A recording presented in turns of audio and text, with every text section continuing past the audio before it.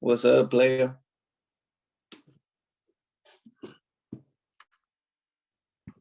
What up, what up? Chilling.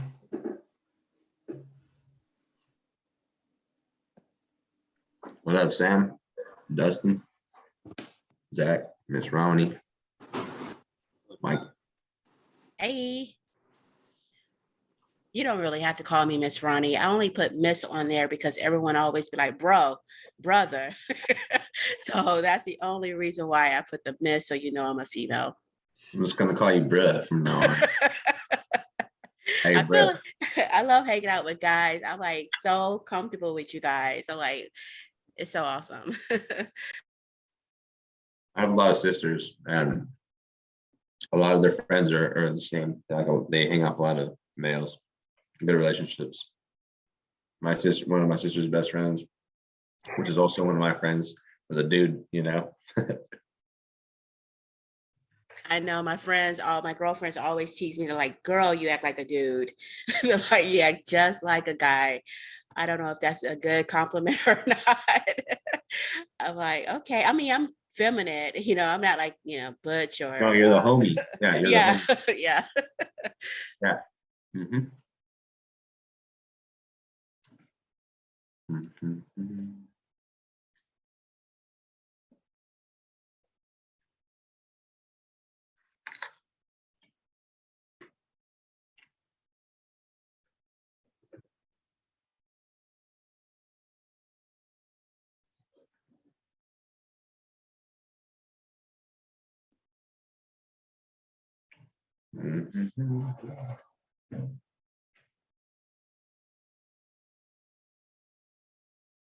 Hey, Sam, are you far from Covington, Louisiana?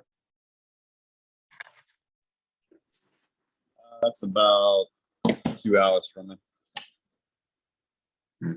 which isn't far to me. I mean,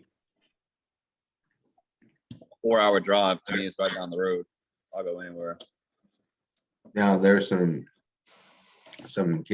guy named Josh hit me up to join the powerhouse, and then I asked him where he was. He said Covington, Louisiana, right outside New Orleans. I just told him I know another guy that's in Louisiana, which was you. I told him I'll link you guys up once he gets on here. How do you find you? I don't know. The message was, Carlos, my name is Josh, and I just saw your post. Oh no, there you go. Post. Either those copy and paste posts that I always do. Yeah. I just forget sometimes. Like, I forget to ask the people, like, hey, would you find me like on a post or some shit, you know? Yeah. Cool. Yeah, I'm gonna text somebody from TTP, tell them to get in here. Who from TTP? Yeah, a guy in there who he got 2 deals recently, like this month, and he made 127 grand off of 2 deals. Beast, bro. He might be in the TTP Zoom because that's going on right now.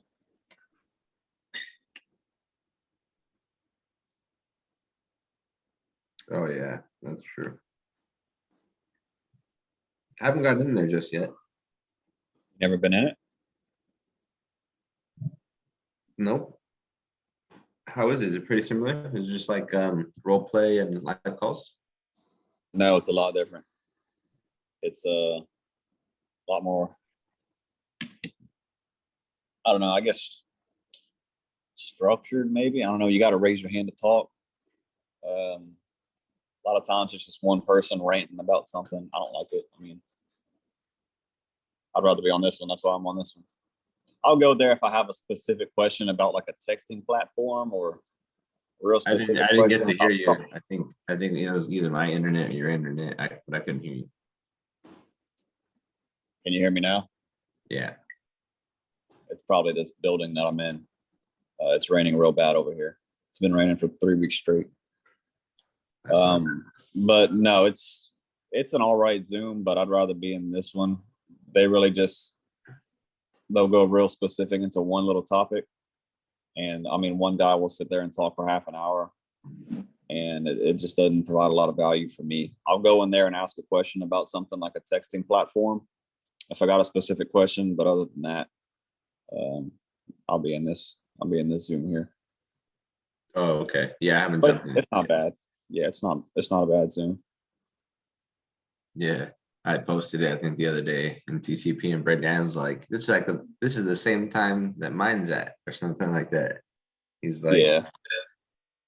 yeah, it's gonna be hard for you to get more rhinos in there. I was like, yeah. I just changed it to this time too. I used to do it earlier. I got 1 o'clock over here, 3 o'clock or 4 o'clock your guys' time. Right. So it's different for sure, but I just get a lot more value out of this one. Cool. That's the whole purpose. Hell yeah.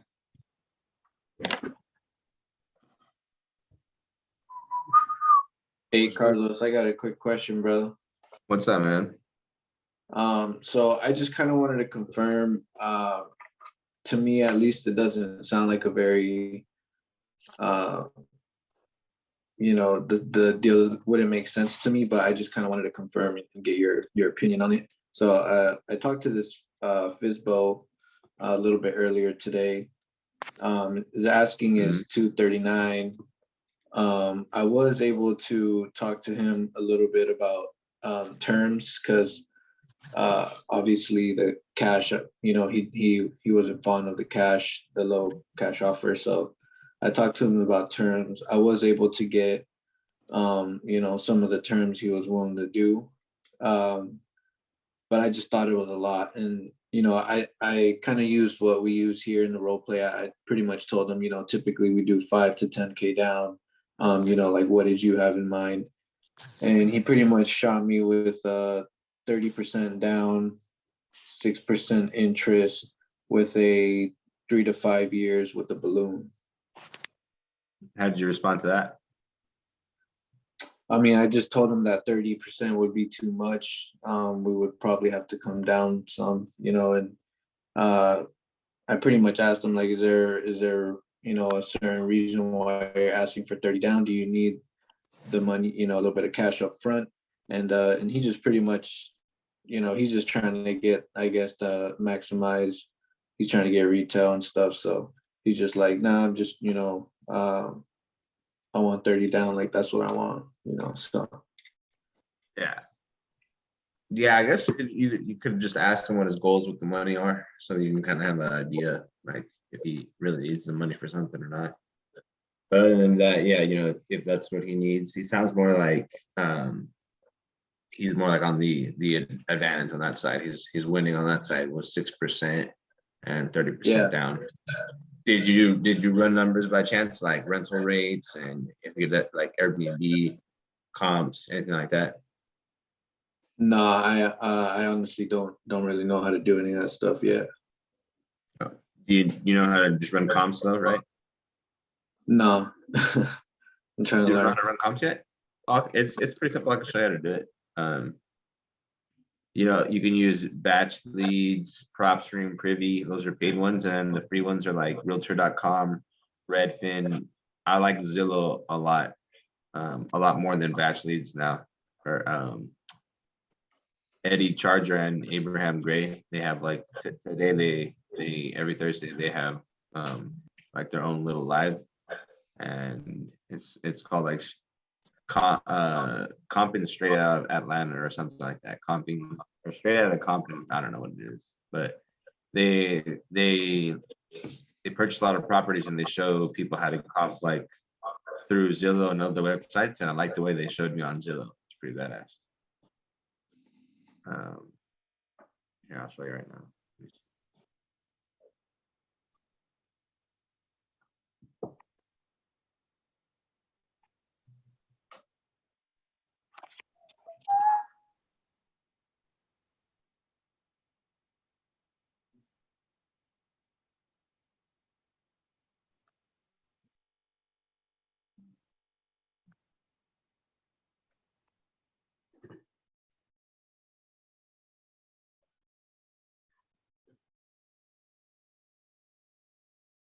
Mhm.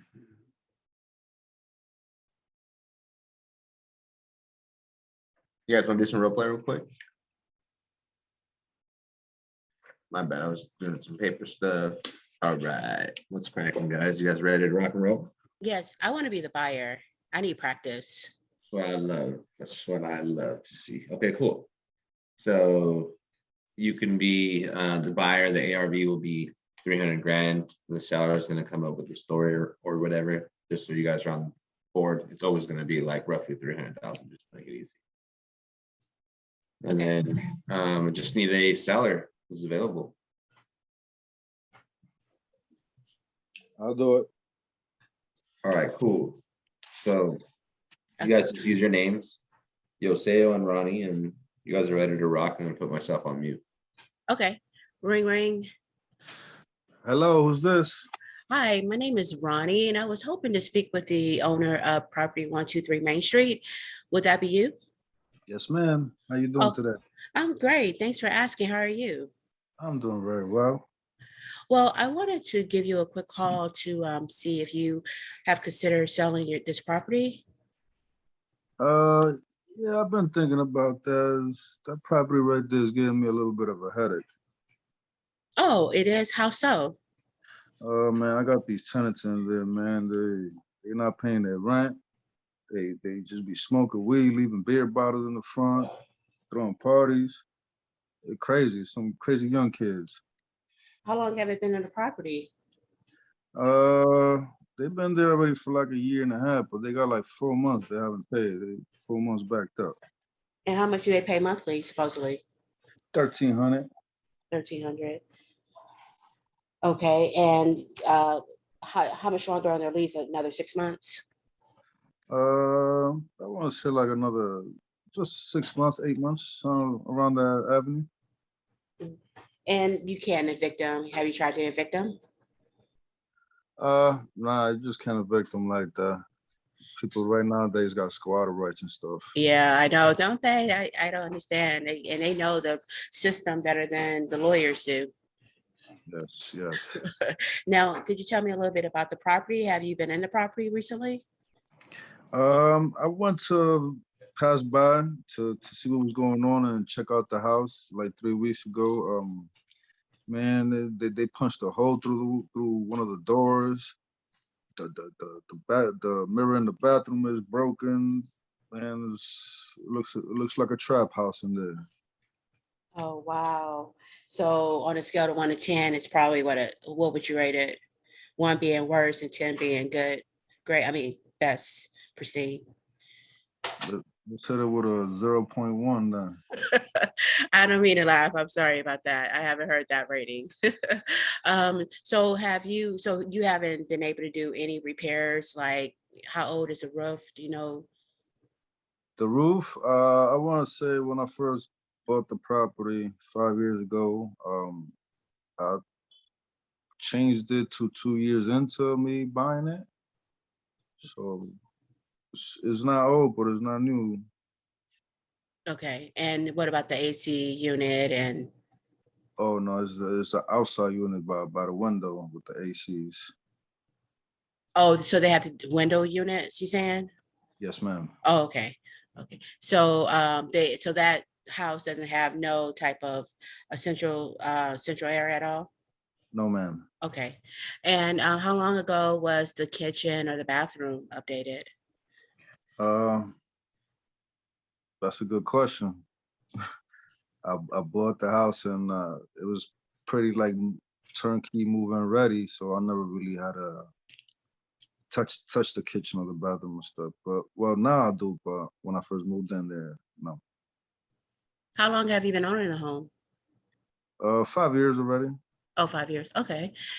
And is there anything else, you think pops out about the property, like electric issues or any plumbing?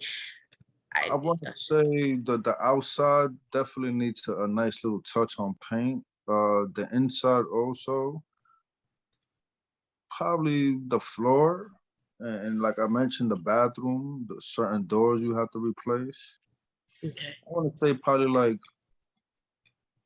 good 90 to 120,000 in repairs. Okay. And how long have you been thinking about selling?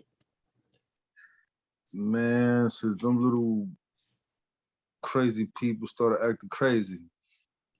Yeah, so about a year and a half ago. I mean, they started acting crazy at the beginning, or just kind of No, they were they good. I could have sworn, man, they moved in, they were so quiet. I thought they was Mormons, but man, I thought, wow, man, they just got crazy. Wow.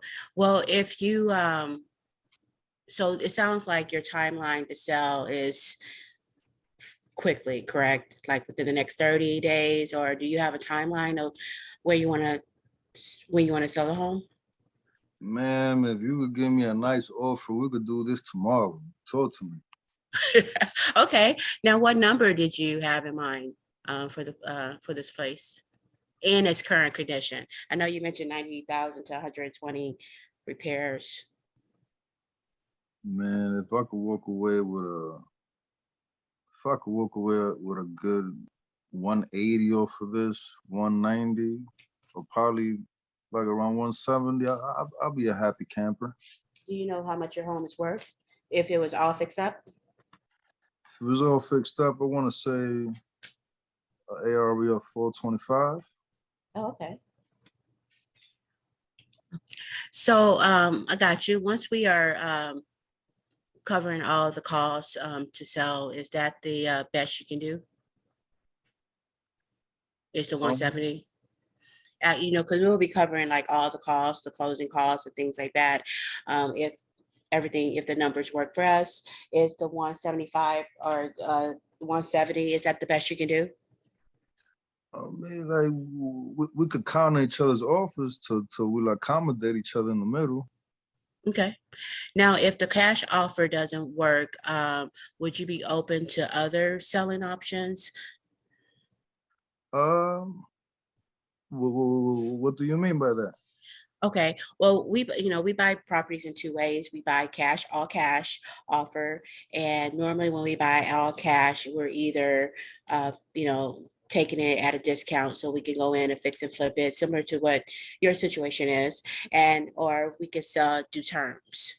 And simply means that you would get a monthly payout for a certain amount of time that we agree on. Huh? Is this even legal? Hold up. Yeah, just like you got a mortgage, you have a mortgage now currently, correct? Do you have a mortgage with this home with the tenants in? No, ma'am, it's all free and clear. Free and clear. Okay, so yeah, it is legal because like if you went and got a mortgage or got a car loan, then you make monthly payments, correct? You get money, you put the money down now, and then you get, make payments over time. So yes, it is legal. And by your house being free and clear, you will be the lender. Instead of being the landlord, we'll take responsibility of everything. You don't have to worry about the home. You don't have to worry about repairing it. You will basically be the bank. So we will be paying you like your Bank of America.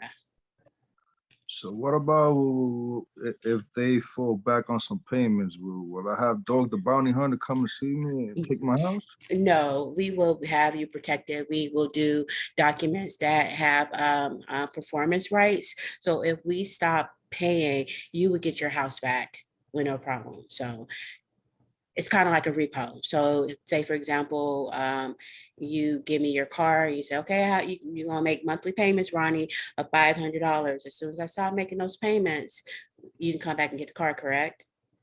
Yes, ma'am. It's the same. Okay. So what would be your cash offer then? And Well, I have to Oh, crunch the sure. numbers, but if you're telling me that if it is 425 and you said that it needs about, I'm just gonna go up to 125. What's the square footage of your home? It's 1348. 1348.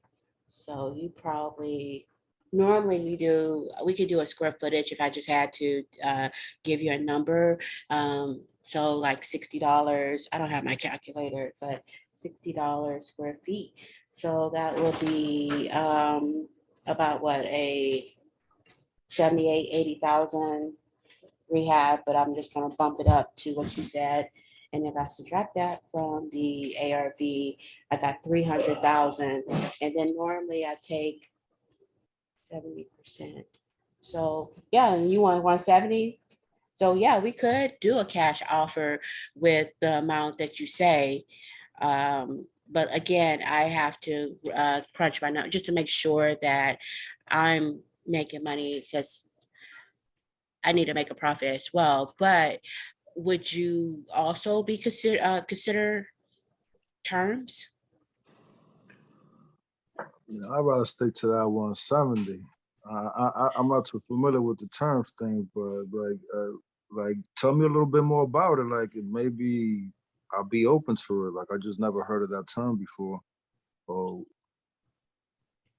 Okay, yeah. So since your house is free and clear, since your house is free and clear, okay, well, we can stay on. I'm sorry, I'm kind of reading this side chat. Okay, I guess we could just settle with the cash on the cash offer. 170? Yeah, 170. And we can close within 30 days. Is that good? That sounds creative to me. I'm with it. Okay, and so what I'm gonna do, I will get your information. Can I have your email address and so I can send you over the contract, and that way you can review and look over it. And then if everything looks good, we can get back on the phone and take it and put the deal together. Okay, sounds awesome. I'll text you all the information once we hang up, and we could take it from there. Okay, thank you, and I hope you have a great day. Thank you for taking my call. Yes, ma'am. You too. Enjoy your day. Thanks. Bye. There you go. So typically we're gonna be doing everything cash, right? Terms isn't normally the first like the first option or choice. I think you did a really, really good job though, like doing the basics, qualifying the lead, going over the pain, the distress, touching up on that, getting the condition and then the timeline. Then you got a price and you worked it.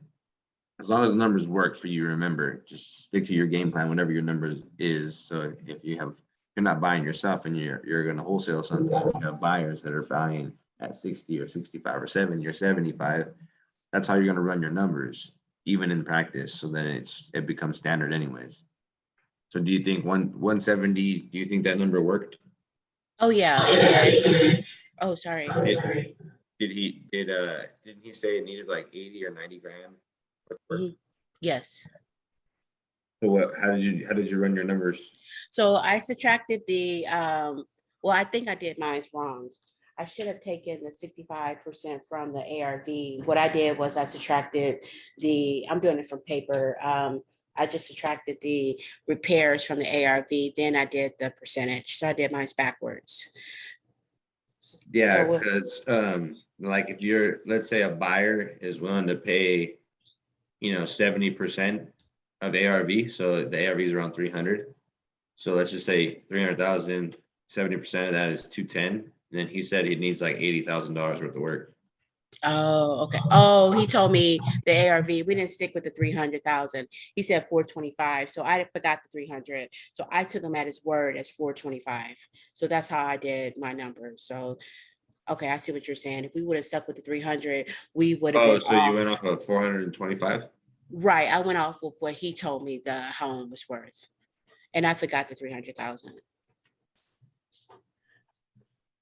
Okay. Yeah, if you went off of 425, I see how you got that number. Yeah, okay. I thought you got stuck to 300, but Oh, yeah, that seems like it'll work then. That would work then, yeah, for sure.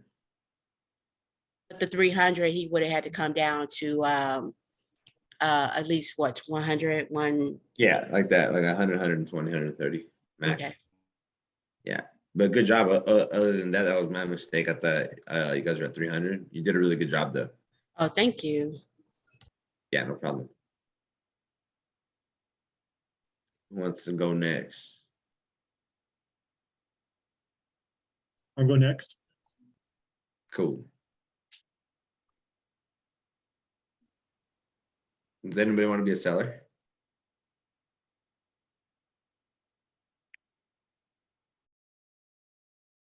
Be a seller. Cool. Let's rock and roll. Ring, ring. Hello. Hey, is this Sam? Yeah. Hey, Sam, I'm reaching out about 123 Main Street. Are you still looking to sell that property? I'd probably sell it, but I haven't listed it anywhere. How'd you get my number? I just pulled a list of properties and got your name and number and decided to give you a call. Okay. So what if you're interested in selling, what is the property, what does it look like? What's going on with it?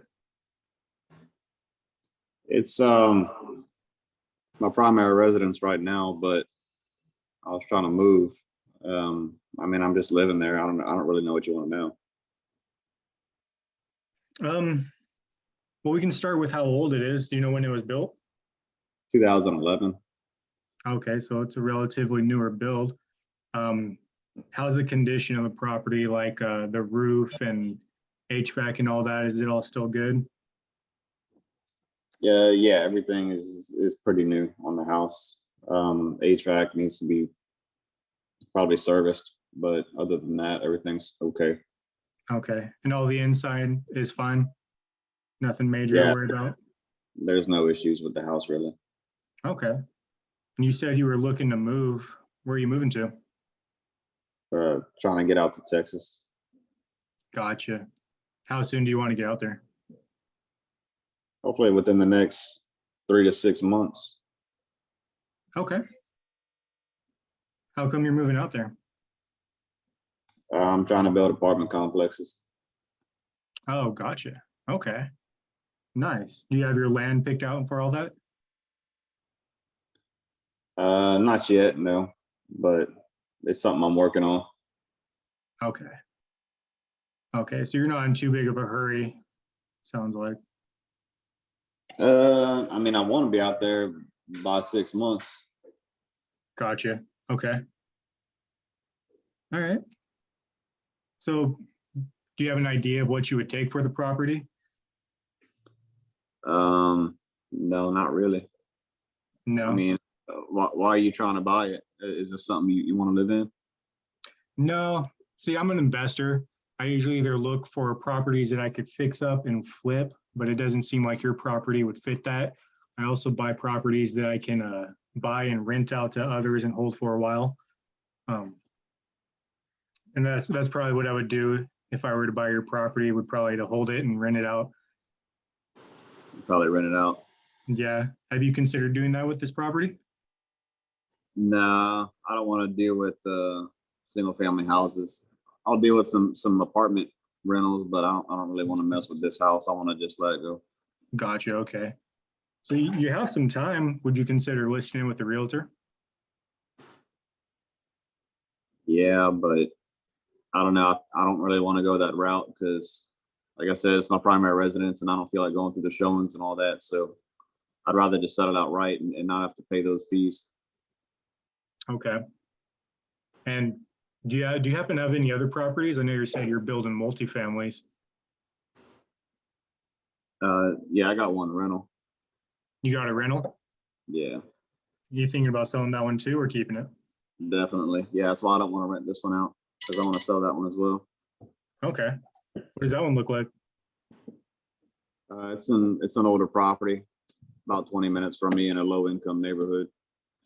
And, Gotcha. I just don't like dealing with the tenants. I'd like to get rid of it. Okay. Are the tenants giving you a hard time? Yeah.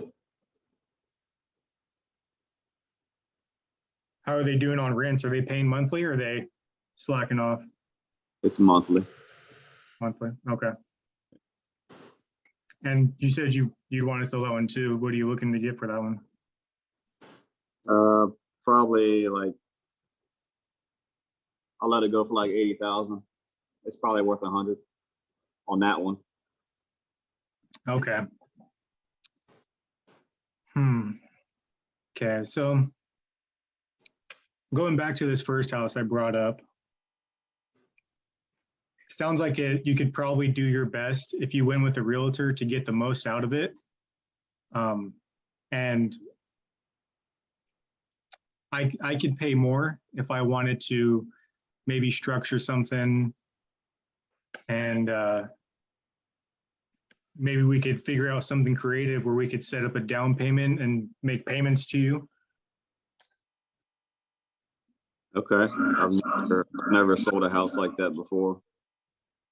Okay. Can you tell me, I don't know, a little bit more about how you do that?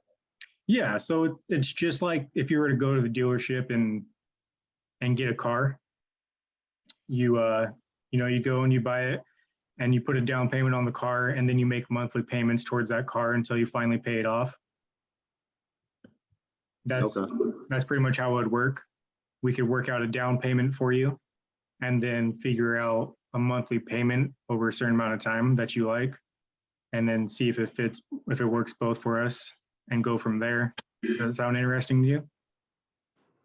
I mean, it kind of sounds like I'd be renting it out again. What if you stop paying like my tenants at my other house are doing? Gotcha. Yeah. So we would be taking care of all the tenants and everything. That would be our responsibility. If something were to happen where we couldn't make those payments anymore for some odd reason, you would be holding a note that allows you to take the property back, keep all the payments, all the down payments, anything that we did to fix it up. You'd be able to take it and keep it all. If something were like that to happen, you'd be protected with that note. Okay. Okay, gotcha. I mean, I'd look into it. You got something that I could like read or something? Something that you could send me? Yeah, I can send you more info about that. And just so that I can sleep tonight knowing that I did my best to make an offer, would you still be interested in a cash offer? It depends. What you want to give me. So it looks like properties in this area are going for probably around 300.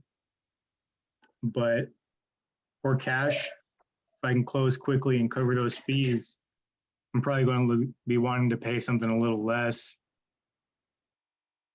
Would you be okay with that? Yeah, I mean, what's your number? For this, I'd probably want to be closer to somewhere in the 230 ballpark. Around 230. I mean, that's a little bit lower than I was thinking. Is that the best you can do? That's probably where I'm going to want to be to know that I can get my stuff covered on my end. We can do it quick. We can cover all those closing costs. You don't have to worry about paying out a realtor. Okay. No, I think it's still a little bit too low. I mean, on the term option, I mean, Okay. Is that something that I move out and you just start paying me monthly, or is there a down payment or anything like that? And are you paying interest on that loan? Like, can you tell me a little bit more about that? Yeah. So with that, the seller financing, we can agree to a higher number. It's easier to pay it off. We can figure out a down payment that works good for both of us. Is there a certain down payment you want to walk away with when you sell? Yeah, I'd like to walk away with at least 30. 30. Okay. And then we would make monthly payments. Now, typically what I like to do is I like to carry it, amortize it for about 30 years. Is that something you'd be okay with? Is that the term or the amortization? What would the term be? I mean, when do I get all my money? Depends. It's up to you. When do you want all your money? We can set up some kind of balloon sooner. Okay, can you do like 10 years? Yeah. 10 years would be fine. Okay. Like I said, if you could like write all that down so I can look at it, Yeah. I'll think about it and then maybe you can call me back. Okay. And if we agreed on something, what would we do next? I mean, I guess we would write up a purchase and sale agreement and close on it, I guess. Okay. All right. Well, I'll fill that stuff out and get that over to you, and I'll get your email down. Okay. All right. Thanks, Sam. Thanks, man. Talk to you later. Talk to you later. Good job, bro. That was good stuff, bro. Yeah, all you gotta do is just stick to the basics, fact find the motivation and pain, just work a little bit. He wasn't really too motivated, I like that last one, like, hey, if we were to agree with a number today, would you sell it today? Yo, a quick question. The term amateurized, I'm not too familiar with that shit. I hear it a lot, but what does it mean? So what amortized is basically, so when you get a loan, you have interest and you have principal payments, right? And when it's amortized, it's basically, I believe it's combined payments over a 30-year term or whatever the term happens to be. And I believe the first half of the loan, the first 15 years, the majority of the payment goes to the interest. And then the last half, the last 15 years, it starts to reverse and the majority of the payment goes to the principal. But it's just called amortized. Okay, Yeah. when they're amortized, when you do that, so they're together. Is that what that's what it means? They're combined. Yeah, the principal and the interest. And you're paying that at the same time, opposed to paying interest for 15 years and then paying the other. Well, the other that's how end? it is in the when it's amortized, the interest is paid in the front of the loan. Majority of it's Okay. paid. Yeah, the majority of it's paid. Heard. Thank you. Yeah, no problem. Amateurized. I can't even fucking say it right yet. But I never Amateurized. knew what it was. I didn't know what it meant either. Amateurized. There's still a lot of terms I don't really know completely Yeah. 100%. Yeah, same Especially here, in the bro. commercial side. I mean, I know them, but not like really well, like confidently. So that's more like commercial terms. No, it's on all homes. Okay. Almost everybody's home. Anybody who owns a home, they're all their payments are amortized. Nobody owns an interest-only payment. It's not common for someone to have it annualized. It's amortized. Majority of single-family homes. Heard All of them actually. that. Yeah. Who wants to go next as a buyer? Rocking and rolling. Go ahead, but I'm cutting off here because I'm driving around. I'm gonna I can't hear you too well. be cutting off on you guys. Yeah, you're cutting out. You'll be driving for a while, Anthony. Gonna slow right now. What was that? You gonna be driving for a while? I probably got like a good 25, 30 drive. I'm picking up kids from school now and gotta hit the DHS and drop them off at grandma's, and I'm free after that. It just kind of sucks. It's kind of the same routine every day around this time, so it's kind of hard for me to fucking. Yeah, I feel you. But I'm down. I'm trying to put in the work though. I mean, I'm down to go. It just if I cut off, my apologies. No worries, no worries. Kinda I like- can't really hear you. I can't hear you too well. It's breaking up. So we'll get Yeah, same here. I can't really hear you guys too well. Okay, no worries, no worries. Just we'll get somebody else to do it. For sure. But yeah, I do want to jump on though. I do want to put in the practice. Cool. I got you, bro. When you're free, Oh, jump back on. We'll roll it out. All right, so Yoseo or Jesus, Manuel, you guys want to go up? I'll do it. All right, cool. And then Jesus, can you be a seller?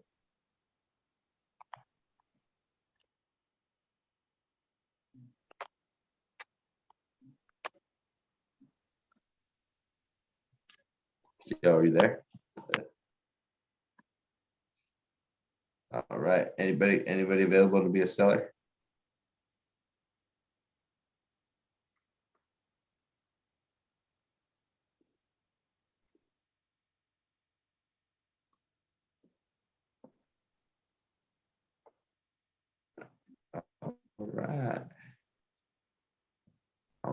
right.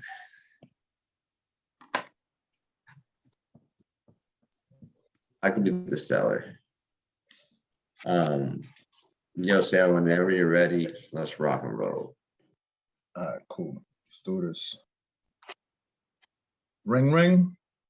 Hello? Hey, how you doing? I'm calling you this evening. I'm looking for the owner of 123 Main Street. Are you still selling your house? Yeah, I'm still selling it. Excuse me? Yeah, I'm still selling it. Oh, nice, nice, nice. So can you catch me up to speed with the house?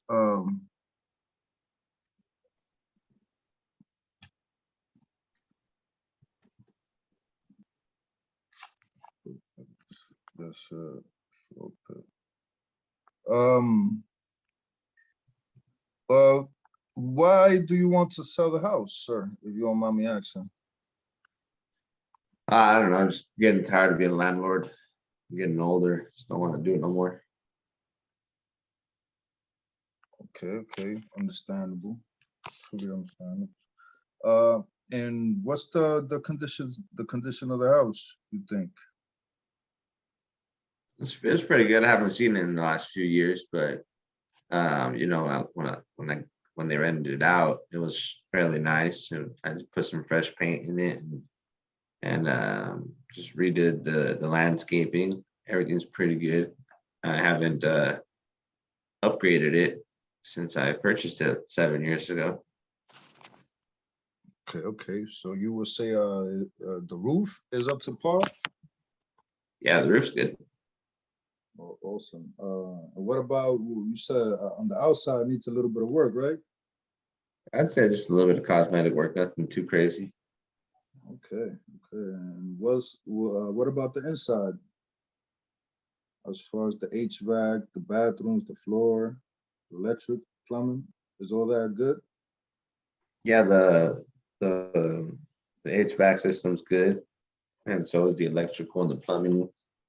And the house isn't up to standards. It's maintained and it's clean, but it's not what today's material is in homes right now. So needs, I guess, if you were to rent, you could renovate it, I guess, to get it up to the next level, I guess, the next standard. What's your asking price for this house? Probably like 280. 280? Okay, okay. I just seen literally as I was checking out your house, I was checking out the comps and I seen down the block on 123 Main Street. The house, same thing as yours. It's selling for I want to say 320 and it's all fixed up, ready to move in and everything. So would you say your house, does it look like that one you think to 222 standards? No, mine hasn't been renovated like that one. Mine's still 7 years old. The inside is the same from when I purchased it. Okay, okay, okay. Understood. And then which timeline, how fast do you want to close on this, sir? I'd have to give my tenants like a 30-day notice, so like minimum 30 days. 30-day notice? Okay, okay, understandable, understandable. Um,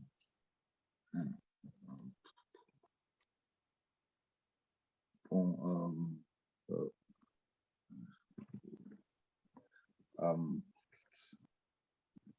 oh, fuck. This bug is stuck.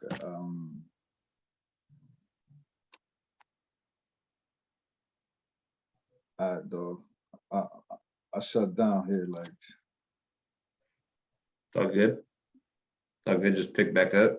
Just recoup. Just remember, there's basics. Just the 4 pillars. Why? Dig in a little bit more. Why? You know what's going on, and then you found the timeline. You found out the condition, I gave you a price. At that moment, when we talk price, it's time for you to negotiate. That was your next step. Is I hate you at 280. You just told me 320, and then we didn't even negotiate. It's time for you to tell me that doesn't work because you're an investor, whatever your business model is, but you purchase homes at a similar to this where it needs work, but I get them at a little bit of a discount since it needs work, and yours isn't at a discount. Where this works for me is, remember, do your numbers. How we were talking about, just do your numbers and stick to what numbers will really work. Cool. You just pick yourself up after we just say, hey, so knowing that the house sold for 320, but it was really renovated, and yours is going to need a lot of work. 280 doesn't work. What type of wiggle room can you work with me on? And then I'll counter it. I mean, I'll just maybe give you a little discount, and then you still got to tell me what's going to work for you. So run your numbers off the 300. Okay, cool. So yeah, sir. So the house on 123 Main Street is going for 320. You say you want 280 for your house. Is there a way? Is that your best price that you got? Or because right Do now you have an offer? I mean, that 280 doesn't work for what we do over here in this company. We usually buy houses at 70% ARV, and what's that number? 70% ARV. I'll tell you.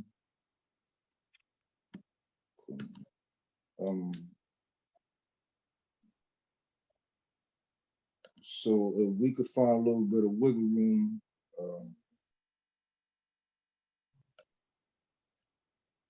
give me a quick second right here, sir. Okay.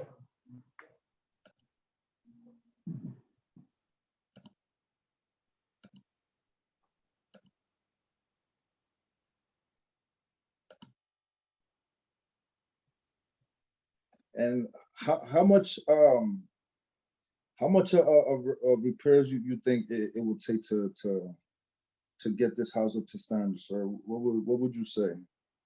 I don't know, probably like 25,000. 25,000. All right, fair enough. And that will have it up and looking, ready to go to 2022 standards.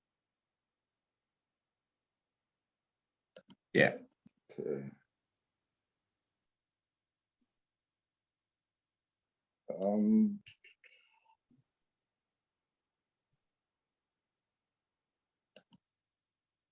Okay, sir. So the offer that I could best give you, and you tell me it doesn't work for you, or we could meet each other somewhere around that number. 179,000. Does that work for you, sir? No, that's like $100,000 less than what I wanted for it. That's too low. I mean, I can go down, and I understand now that you need to make some money, and mine does need work. I can come down to like 230, 235. And I do now realize you're gonna have to put in some money to make money. 230, 235. Nah, that still doesn't work with me, sir, too well. See, is there some like you could reach me close to like 180, 185, you think? No, I can't do that. That's too low for me. All right. Well, I would. Well, I can't. I'm definitely not your boss, sir. Because what we normally do, we buy houses like I was telling you, at 70% ARV, and we in this business to make a little bit of money. And it's gonna take me a little bit of money to renovate this house, and your offer it doesn't work for me. But are you open to other methods to take this property to escrow? Like what? What do you mean? Have you ever heard seller finance? What's that? Seller What's seller finance. finance?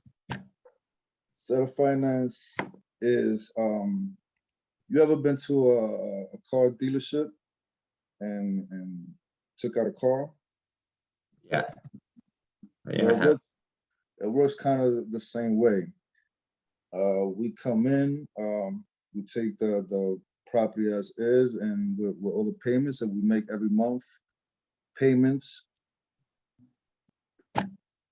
We'll make you it'll be like you the bank, and we'll make monthly payments to you instead of the bank.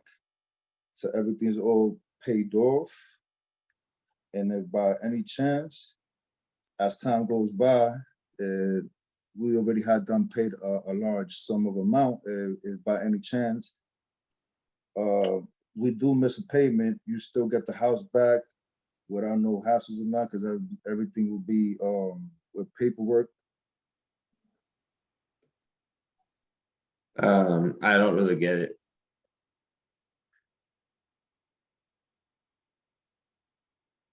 Yeah. I'm stuck here. So how could I Alright, better? just keep it simple. Just keep it simple like that. It's just payments over time. Like when you go to a dealership or to the bank to get a mortgage, you come to an agreement on a purchase price, and you give some money down, and you make payments over time. Very simple like that. And then when you bring up the car one's like net, like when they ask you about what happens if you don't perform, is when you can bring up the car story about. It's kind of like a car. You ever finance a car? Yeah. So let's pretend you're Wells Fargo is the one who finances the car. So you become Wells Fargo. Your house is the car in this scenario. And then you relate that story. That's like to what happens if you default or this or that. You bring up those stories. Payments over time. All right. So You can do it. Just pick it back up. Yeah. Just walk through it. You got it, Doug. okay.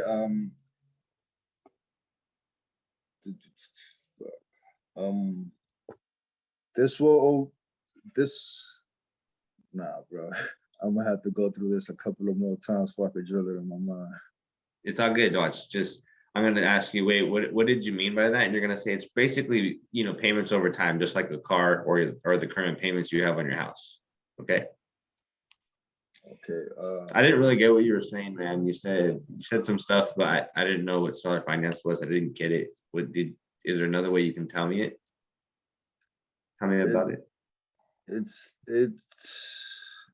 like you're making payments over time towards a car,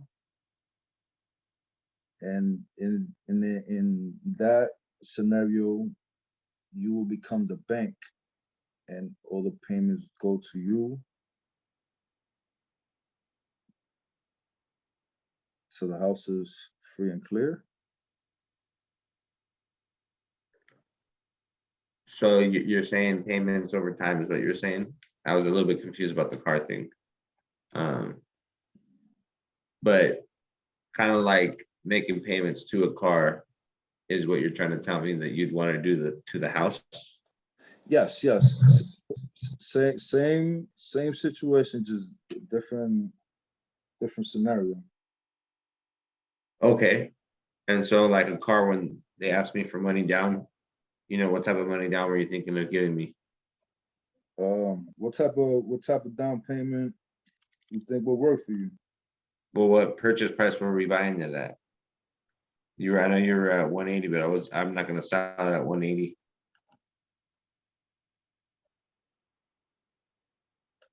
You said 230, 180. The number I need to be around is really 179, really. So we could normally do 3% on the down payment. So 3%. No, I don't want to sell it at 180 though. So, I want like 230, 235. You said you can pay more when you do it on terms. So Boom. Terms. Yes. Yeah. I could come close to your price, and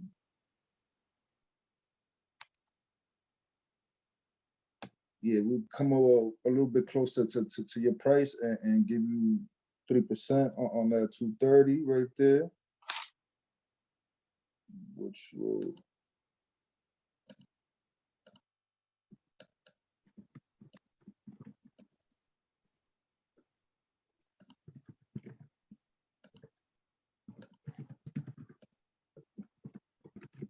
Yo, I don't know if I did this math right. It came out to 69,000 For what? for the down payment. I put 230,000 times point three. That's 30%. You'd have to put 0.03. Okay.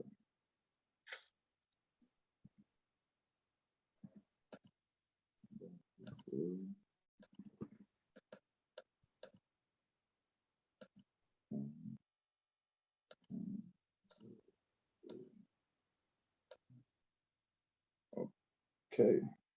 Seems a little better. Yeah, we could give you 6,900 down payment. Does that work for you, sir? No, I'd want like maybe like 20 grand. 20 grand. Yes, sir.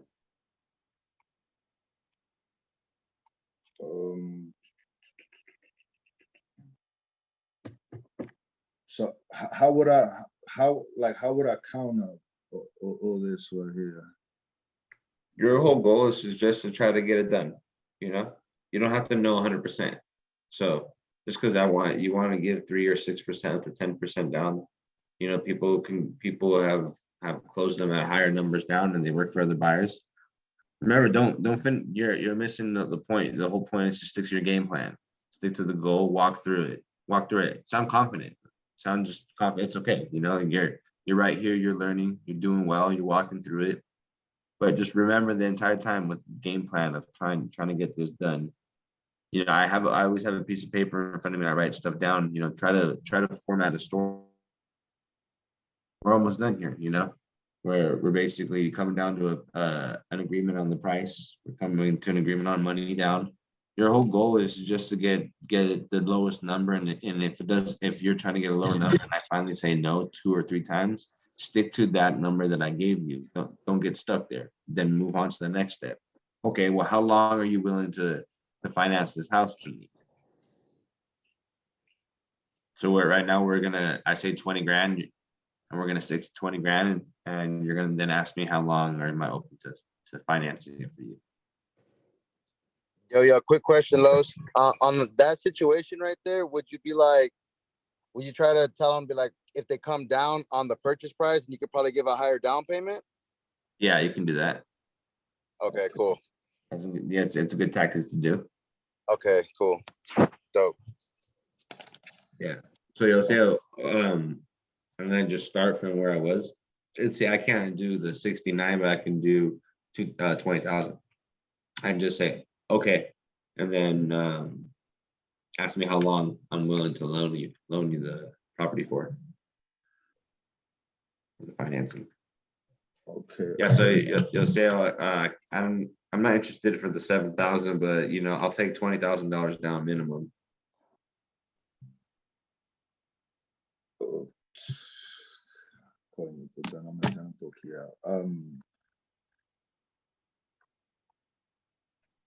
My boy, I got shoved right. Yeah, the one thing I learned, bro, just don't be afraid to ask the questions. Just that's one thing I would hesitate all the time, is just to ask the questions. Just fucking ask whatever it is, bro. You feel that's just holding you back, and you'll get the answers, man. Especially from Los. He knows it all. Yeah, bro. Just don't be scared to ask the questions, man. You know, just ask whatever you feel like is keeping you back and shit. All right, cool. So, okay, I think I can meet you on that 20,000 down payment, but you think we could come down on the asking price on that 320? Like what? Yeah, I want to say 305. 205? 305 or 300. What works best for you? You mean 205 or 200? No, to Yeah, because 300. I'm at 235. You want? Oh, you want 235. Yeah, because average 300. So where the hell I get this from?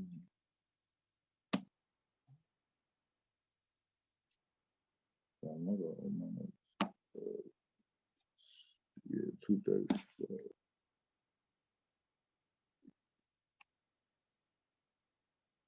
Okay, so you think you can meet me at 200,000? No. No. 235 still. 235 still. Um,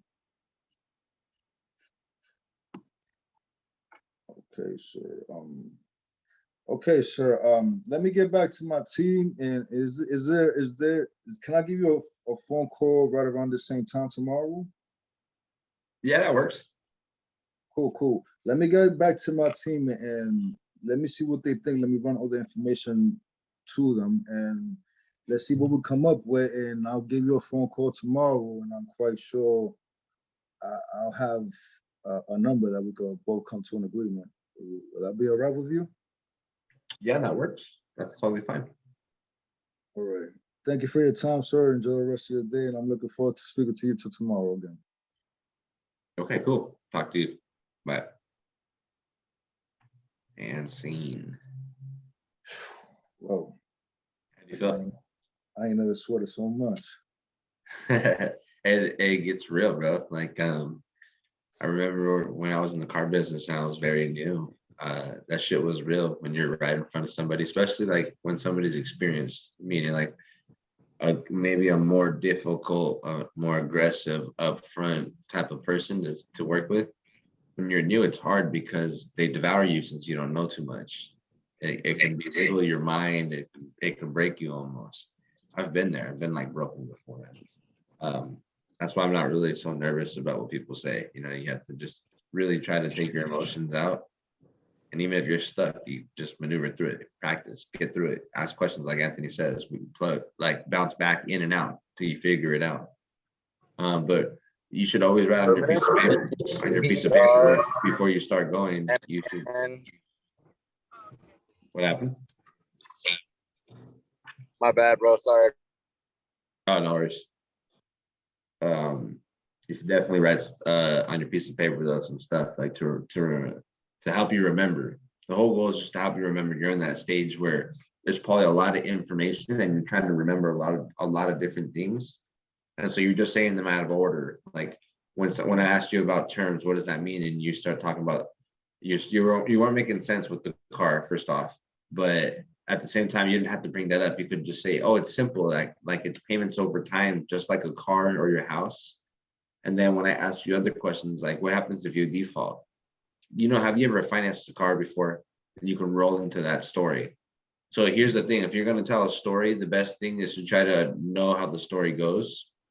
Because I've seen a couple people try it too. It's good. It's good to practice it. So the more you know it, the easier it is when you practice it, it comes out.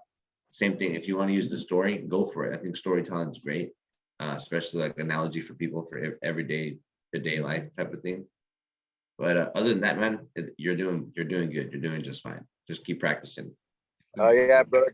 Great job, man. The fact that you're on here putting in the work and you're actually trying, I mean, you're only gonna get better. So fucking I was reading some shit earlier on the fucking podium. I came across some shit because I was like kind of like in a seller finance situation, and it was like fucking it said like to exit, like, so you're not just like, oh, I'm gonna submit this to my underwriting department, you know, where they do underwrite, you know, value, do some research on the market that we can give you the best competitive offer, you know, and then just end it that way, or, you know, just be like, I'll be giving you a call in a couple of days so we could, you know, discuss the terms on what works best for us and hopefully it works for you. I mean, that's one way to get back to the call, but I'm still working on how to stay on the phone and close the deal on the phone. That's the biggest. I'm not trying to fucking I want to learn how to be able to stay on the phone because Carlos, you'll be on the phone for like an hour, 2 hours, bro. Like just getting it. And I'm just like, fuck, an hour ago, I would have run out of shit to say already. I was like, fuck, you know what I mean? But Yeah. that's how Hey, you keep the how many? conversation alive and you get the deal closed, you know? Yeah.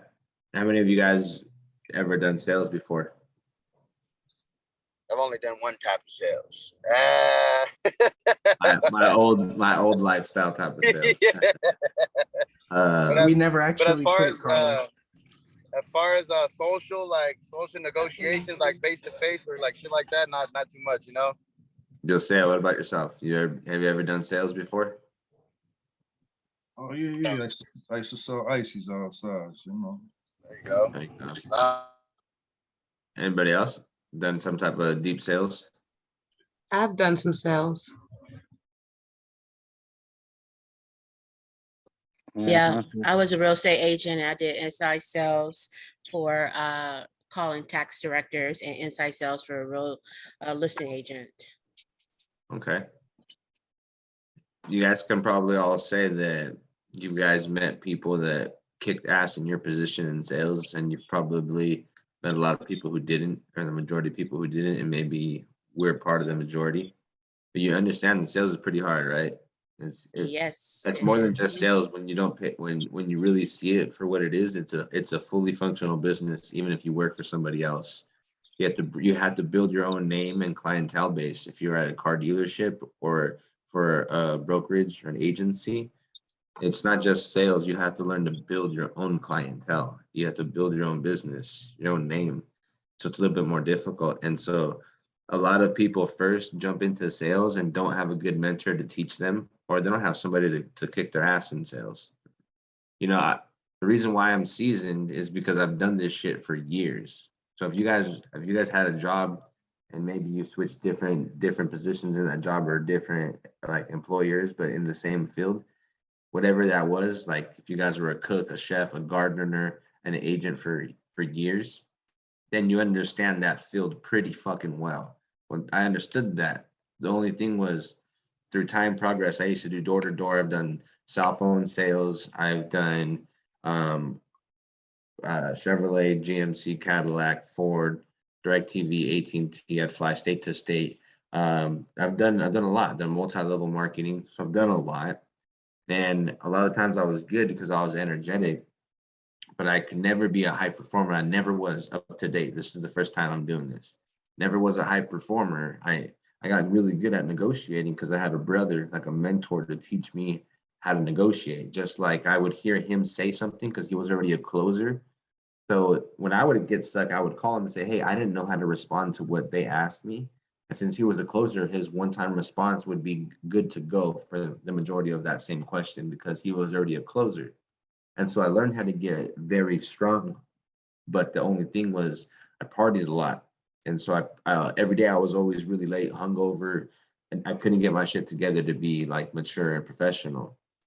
And so reason why I'm coming over here and it looks easy is first I went through the shit already. I went through being nervous and actually learning through here and then getting better.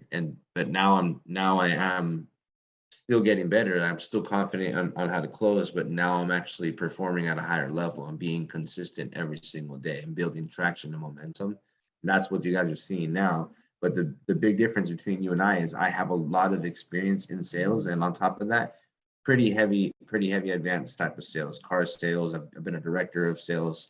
So it's not just like your typical either. I had to learn to get really, really good. And I'll tell you how my first role was when I had got into Chevrolet my first time. Before I got into the car sales, I was in the restaurant industry. I was a server for a lot of years and a bartender. Then I ended up working for a celebrity chef, and I ended up serving a lot of car dealership owners and ended up working for Chevrolet. And so I remember my first fucking hour. I'm gonna tell you this fucking story. And after you hear how I get fucking torn the fuck up, I don't want to hear you guys cry or anything because this shit was fucking really difficult for me. I'm about to tell you, I'm gonna put yourself in my shoes how embarrassed I felt this fucking day. So first day I go to work. I go work 30 minutes out of my way into this new Chevrolet. I leave this really cool position as a bartender. Loved it. I wanted something more. I left. get to this dealership. There's general managers, there's closers, which are like the sales floor managers, and there's sales staff, and then there's a whole bunch of people in the lobby. You guys all been to a dealership, right? So I get to this new dealership, first time I've ever been there. My brother's in working at Ford. I go to Chevrolet because it was just, I didn't know I was gonna get into the car business. Otherwise I would have went with him. I was given an opportunity for serving this dealership owner. So I get there, and I remember the first day I get there, there's 3 other new people. So imagine this: you're brand new to this type of sales. I'm still very new to sales. This was years ago. So I have a good ego. I'm excited to be here. I'm thinking I'm gonna crush it. I go to this guy. I remember his name, and I remember he was my closer. And he comes up to me and he says, "Hey," introduces himself, and he goes, "Have you ever butterflied a car, or done a demo on it?" I said, "What's that?" And he goes, "When you open the car and you talk about the car, you walk around with the customer." I said, "No, I've never done it. I'm brand new. This is like my first few minutes in the dealership." And he goes, "Okay, cool. Go and pick any Silverado and go study about it for an hour and come back, and I'm gonna have you present this to me. So I'm gonna start showing you how this works." Well, I when I started working for a car dealership, the dealership I worked for was very old and traditional. And if you guys know how that works, is they belittle like the rookies, and they're just dicks. You get yelled at a lot. There's a lot of high stress when working there at those dealerships. That's how they are. Well, I didn't know that he was gonna embarrass me and fucking put me to shame. I'm out here studying and learning, feeling good, right? I bring up this truck. He goes, "All right, Carlos, go bring up this truck to the front of the doors, like the showroom." I bring it up, and as I get off the car, I hear on the microphone on the telecom, "I need all available staff, management, sales staff, any available customers or clients are in the lobby that want to see the new Silverado 1500. Come out to the lobby. Carlos Reese is gonna show you." I'm 1 fucking hour in, and now I'm like, "Oh shit!" I get all nervous, bro. Put yourself in my shoes. I get all nervous. General managers coming out, other salesmen are coming out, the closers coming out, and I'm like, "Fuck. I don't know how to do this. I've never done this before, ever. Now I have to present it in front of everybody." And so the closer goes, "Okay, go ahead and break this down to us." And I said, "Yeah, this is a red Silverado 1500. And then he goes like this in the background, "Thanks for stating the obvious." And I'm just like, fuck. And then he goes, "What else?" And I'm like, "It's it has a 3.53 V8 engine, or a 3.83 V8 engine. It has active fuel management." He goes, "What's active fuel management?" And I said, "I don't know. I just read it." Oh my gosh, I'm so sorry that he is not educated the way he should be on this. That's my apologies, guys. And I'm just like, fuck, dude, I'm getting red and embarrassed. And I just remember it was like that until I couldn't say anything. I was so new. I didn't know how to be authentic, be me, and have my attitude, because I felt like these people around me, since they were better than me already and they were up here, that I couldn't be better than them. And I remember how the fuck that went. And I remember just feeling so broken and really, really, really uncomfortable going back to work. And like, we just hired a new closer like that following week. And that closer ends up calling me and he goes, "Hey, come here. You look like a green pea." I'm like, "What's a green pea?" Like, "You look very fresh." And I'm like, "I am very fresh. I'm so new. I just fucking don't know how to do shit. And I'm not that good at what I do." And he goes, "Come here. I'm gonna show you how to do a demo on any fucking car. I'm gonna show you the basics." I met a really cool closer, and he like lifted me up, and he was cool, and he liked me. And he wasn't a fucking dick. But the fucking asshole who was a dick, I still thank him, because if I didn't feel that, it could have broke me. I could have left, but I decided to stay. I remember going to my brother and asking him, "How the fuck do I negotiate?" So I'd sit down with him, and I would drink. When I was drinking at that time, I would drink with him, and I would say, "Let's run some scenarios." He would sit there, and he mentored me. And I love my brother because he taught me a lot of my confidence and how to close deals. And I would run numbers after numbers. And then I remember before I started getting good on negotiating, the same thing happened where he goes, "Carlos, come to the lunchroom." And he gets all the managers there, and he goes, "I need you to do a 4-square. Basically, like, break down numbers to me, like how Yoseo was right now. Break down numbers to me." And I don't want to, because I'm already embarrassed and I already know he's gonna fuck me over. out in public, you know? And I couldn't. I got to the point where I was so scared that I just refused to even go up to the front and do the numbers because I knew that I didn't know them. And we were in an aggressive fucking environment of males who are all into sales and being dicks. And they embarrassed the shit out of me again. And this girl salesman fucking backed me up in there. And it was, I'm telling you, that shit was tough for me. So what did I do? I went and learned how to do a demo and went and learned how to negotiate. And fuck those fools. I left with the bet being like the strongest at negotiating and the strongest at fucking at showing a demo. And I moved on. The only thing was I could never become great because I partied too hard. That was the difference. I found out how to get strong because I had a mentor, a brother who was already closer, making a lot of money, showing me how to close. I couldn't be consistent. Now you're seeing me sober, so I'm now consistent in what I do. But now I'm actually using everything I learned and then going forward. So that fucking feeling I felt, if you thought you're right here, you're in a good environment with good fucking people that are willing to catch your ass. I didn't have that shit. And they embarrassed me in fucking front of everybody. And they all follow me on social media. They all kiss my ass now. They're all cool as fuck though. A couple of them I don't talk to anymore. They still follow. They see all my shit. I know what they're looking at. But that's just the reality of it, you know. I was gonna say his name, but this is recorded, and when I blow up and people watch this shit, he doesn't deserve shit. That motherfucker. Oh man. But yeah. So don't worry, man. You're good. You're in a good environment, bro. So good job, okay? I appreciate that, man.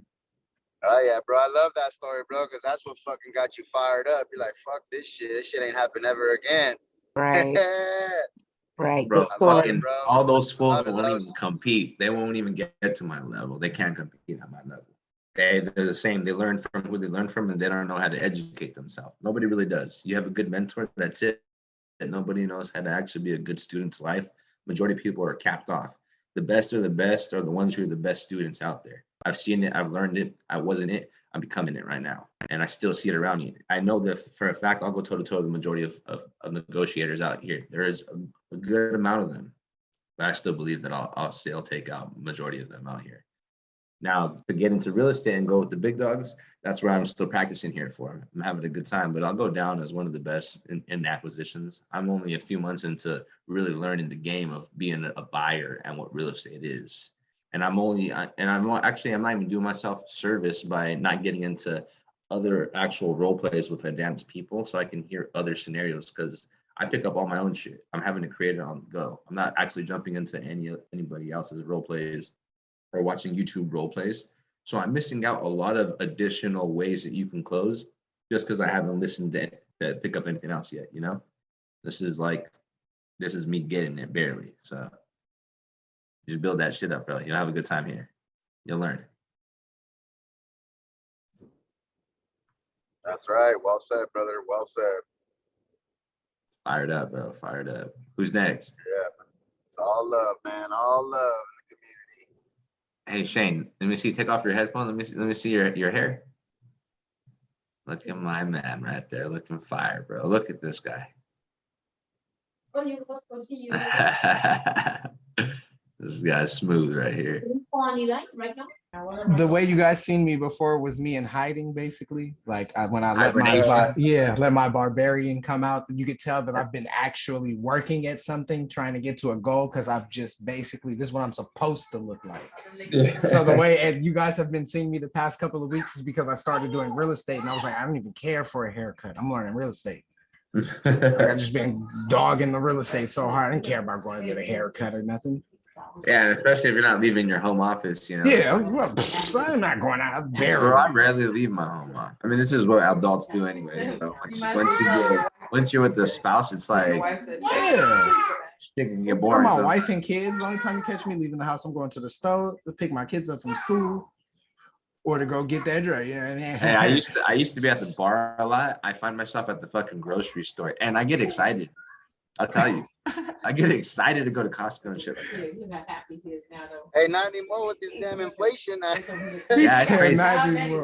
Now I gotta watch right now. Now I gotta watch like all the prices right now. I'm like so sad. I'm like, Just wait till I'm Dude, balling for out. So I'm real, like, let me bro. get 6 of those. What's the price? Who gives a fuck about the price? Let me get 6 of those motherfuckers. I didn't ask you what it costs. I said grab Let me 6 get- of them and ring it up, bro. I'm not trying to be disrespectful. Like Some of just these grab fools them. are so wealthy that we listen to, bro, that they get to make those decisions, bro. I want a Wolf of Wall Street lifestyle. I'm coming back. I'm coming back, bro. That's why I'm willing to grind, because I know it's gonna take a lot of time, a lot of money, and I need a lot of money just to achieve my own dreams. I want to help people achieve theirs. So I just need a shitload of money. I need to be around as much money as possible. Learn to bring as much value as possible. Amen to that. Yeah, bro. I was watching this video. I forgot dude's name, but he was on some fucking crazy shit. He's like, yeah, man. I don't want to be your fucking friend. He's like, if we can't fucking make money together, he's like, I don't want to be your friend.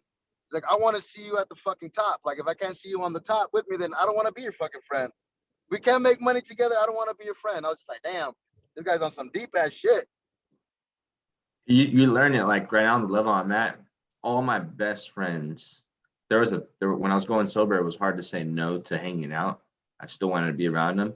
Once you get on this drive, right? When It's you that understand that you can FOMO get shit, bro. It's that FOMO. when you come into proximity, like a lot of you guys are working towards your goals, but when you start feeling the traction and get into proximity, it becomes on. You feel like you're close, and there's nothing that you want to do but get it. And every time my friend, they don't even call me anymore because they know I'm gonna say no, not because I don't want to go, but it's because 2 things. I'm now getting in proximity. Before I wanted to still hang out and see them, but I knew I had to grind because I have to bring the money to survive, and I want to build this business. Now I'm like, oh, I'm in proximity. Now I'm like, I'm coming. I'm coming every day as hard as I can so I can actually walk through that fucking like that path, that line. I'm walking through success so then I can breathe, bro. So I'm just trying to breathe a little bit. I know that once you're doing it, you're doing it. Like if I was struggling this hard and didn't have all the homes in Essex closing last week, this week, next week, then I would still be with my mind. I'd still even be like, I'd almost give up probably because I would be like broke. I don't even know what would happen. I'd become one of those like eviction tenants that people call, one of those foreclosure tenants and stuff. But thing is, I do have those properties and they're closing. That's when I stepped into proximity. Was even though I was already broke a couple months ago, I had already bought the homes, and so now it's just time until we get the returns. And so if I didn't have that, I probably would have broke more. There's a time where you become this positive person, you get very close. You feel like you're so close. The majority of the time we end up walking away when we're like a couple steps away from the front door of success. And just keep pushing, keep coming to practice, keep pushing, do shit right. And know in your head that if you're a fucking lazy ass, deserve to never get shit. Think about it. Don't cry to anybody. If you really feel, you should feel bad when you don't put in traction. I feel like a piece of shit a lot of times when I don't put in as much traction as I should, meaning that I spend time longer on the phone with wholesalers and sub-2 students than actually taking care of my paperwork or some of my own personal leads that I need to touch base on. I'll feel like I'm messing up my own flow. And so you have to structure yourself. If you can't feel like if you can't put standards to yourself, I mean, you deserve to be like everything is like go with the flow, like freestyle. And there's really no structure like that. It's going to be hard for you to improve if you're not being organized and structured. Hey, Carlos, I have a question about your mentorship. Sure. What is it? I mean, do you have it already available? No. So this right now, we're going to be turning it into like a real like mentorship sometime next year. Actually have like an entry fee and all that stuff. But I think everybody who's in is going to be like grandfathered in. But what it is right now, this is what we're doing. We're building it out. We're being consistent Monday through Friday, right? We're building the momentum and the name. I'm giving everything away, everything I've learned a lot through the years and everything, building my own philosophy, my own style, bring your authenticity into the game, right? I show you guys my own style. Everybody closes their own way. Everybody could be different. I cuss a lot. I'm a little bit more authentic than most people.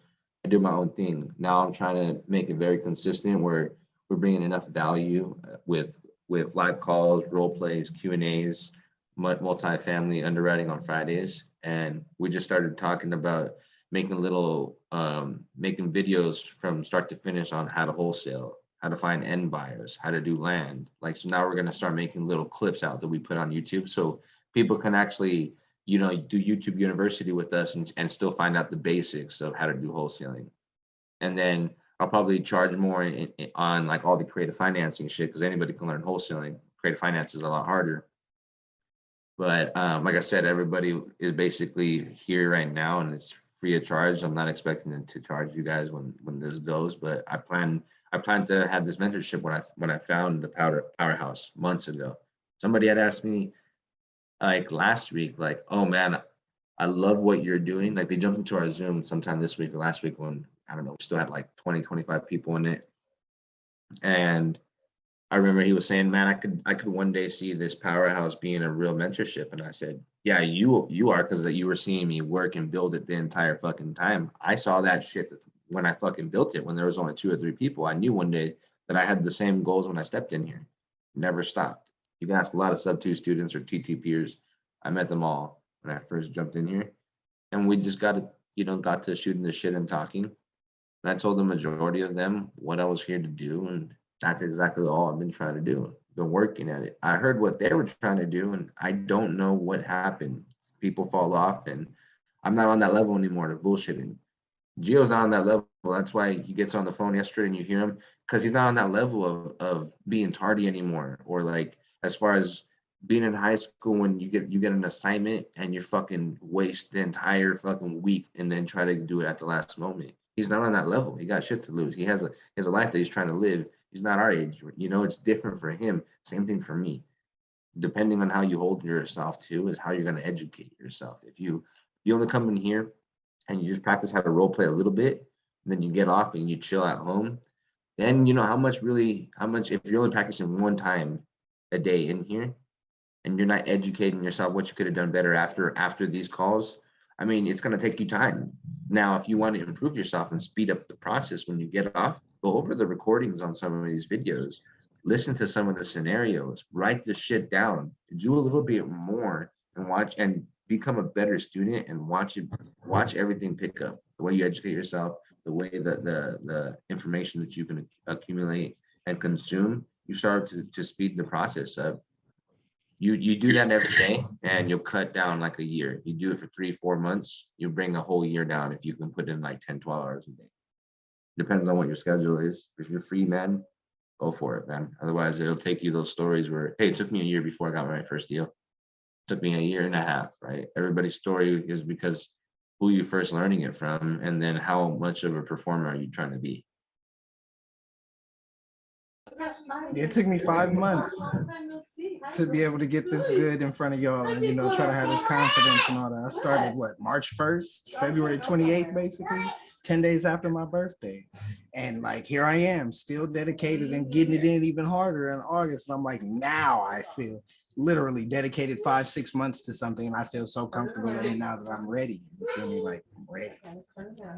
Yeah, no, you've been here from the beginning, and same thing. Like, a lot of it is just jumping in early, taking action.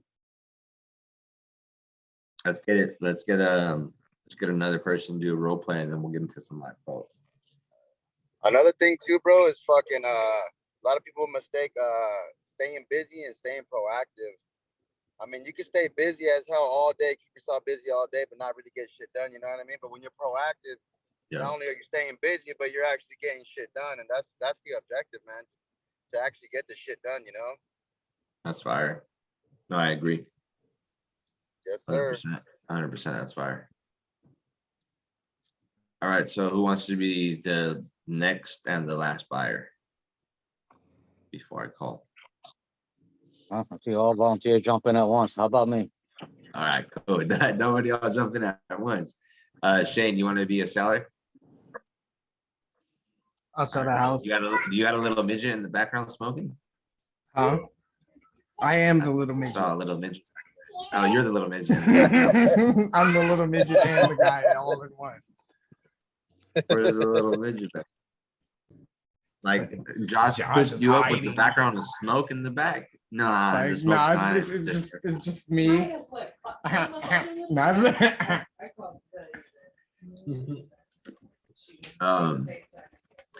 funny because like down the road from now, we're gonna be like, yo, so many people smoked pot on these fucking Zooms. Hilarious. I had a realtor in here like not too long ago, and she was like, I had to leave early, but it was good. LOL. When all you guys brought your bongs out, I thought it was hilarious. I'm like, oh shit, I didn't know she was on it. Okay. It just shows productivity, man. Doesn't matter what we're doing. We're all It's a here to 420 get it. class, but it is Like we're all here to get it, regardless. 420 of Zoom. Oh man. So Okay, we cool. I was still on what this- 3.2, 1,500 square feet or whatever, 300K. Yes. All All right, right. cool. We're up. Ring, ring. Hi. Oh, hello. Who's this? Hey, how you doing? You Sean? Yeah, this is him. How'd you get my? Who is this? Hey, yeah, I'm sorry. Let me introduce myself. My name is Giles, and I came across your property, and I saw that you wanted to sell it. Oh, the listing that I had on Zillow. Yeah, exactly. Yes. I had a couple of people fall out of contract a couple of months ago or so, so I just put it back up, same price and everything. See where I can get at. All right, then what's your asking price on it? We have it listed right now at 300K. Yeah, 300. Yeah. All right. And how about you tell me a little bit about the condition of the house? Well, the house has been owner occupied for like the last 5 years or so. We did a little bit of renovations on it. I would say probably just the sprucing about, like a little bit of paint, and then we fixed the front bathroom. So How long ago was that? That was probably like, I want to say 2 years ago. 2 years ago? Yeah, about 2 years ago. You did some painting, you did some floor work, anything like that? Oh my God. No, not really. Everything else with the house is doing pretty good. After getting all of that done, we're just actually thinking about downsizing. Oh, okay. So do you think that the floor may need some updates? Just probably a little bit. So, and I see the house is what, about 1,500 square feet? Is that correct? I would say so. That's what it says on the little parcel thing that I had looked up from the county. All right. And can you tell me how old the roof is? I would say the roof is about 7 to 8 years old. I want to say they fixed it about 3 years before we got it. Okay, so Well, that's what I was told, that it was a newer roof, like 3 years or so. We've had no problems with anything. Looks, it's still pretty good. it's still pretty good, but yeah, it's about due for a change. All right. And the outside AC, how's it looking? All of that is working in pristine shape. We just had a guy come out and look at it and everything to make sure it was still working good, because we were having a hot summer coming up. And they said everything inside of it was still looking pretty good. Hey, you guys, So calm you had- down a little bit. Yeah, your ducts clean and all that? Yeah, so it makes sure everything was all good and all clear. Said that the system is still up to par and doing pretty good. Damn near Yeah, you perfect. know how old the system is? To be honest with you, I would not know how old the system actually is. I would have to check for you. And the plumbing? The plumbing is still good. Never had any problems with it the whole time. we've Never been had any problem, okay. What year is the house? You know? The house is actually a 1992 build. 1992 build. Okay, and you're asking 3, and are you firm on that price, or is there a little leeway? I got a little bit of leadway. Basically, if I could net about, 3, let's see, we got 3, at least 285 in my pocket, I'd be pretty happy. Okay, 285, that's gonna be a little steep for me, especially if I'm gonna do some little bit of cosmetic. It's a nice house. Like, we've kept it up pretty good, never really had anything broken on it, having to get fixed or nothing like that. Like I said, we fixed up to the, one of the bathrooms is looking real pretty and all of that. So, it's pretty good. Okay, I still gonna need a little sprucing up, right? Oh, just a little bit probably. But other than that, if you really just, probably got the carpets shampooed, wouldn't even need any paint or anything. Probably just shampoo the carpets, a little bit of air freshener. That thing be ready to somebody to move in or put a tenant inside of it. Well, air freshener, huh? No, like new car smell, how you present it to somebody. I see. So you're at around 285, okay, so Yeah, the 285 is not a number that's gonna work for me. So, so it could benefit us both. So I want to make a little bit of money, and you need to make some money too. I understand that. Yeah, no, it's just, I still have a loan out from the bank on it. I was trying to clear out so that I could end up, just end up buying something else, as we You still got a downsize. mortgage on it? And what do you want a mortgage?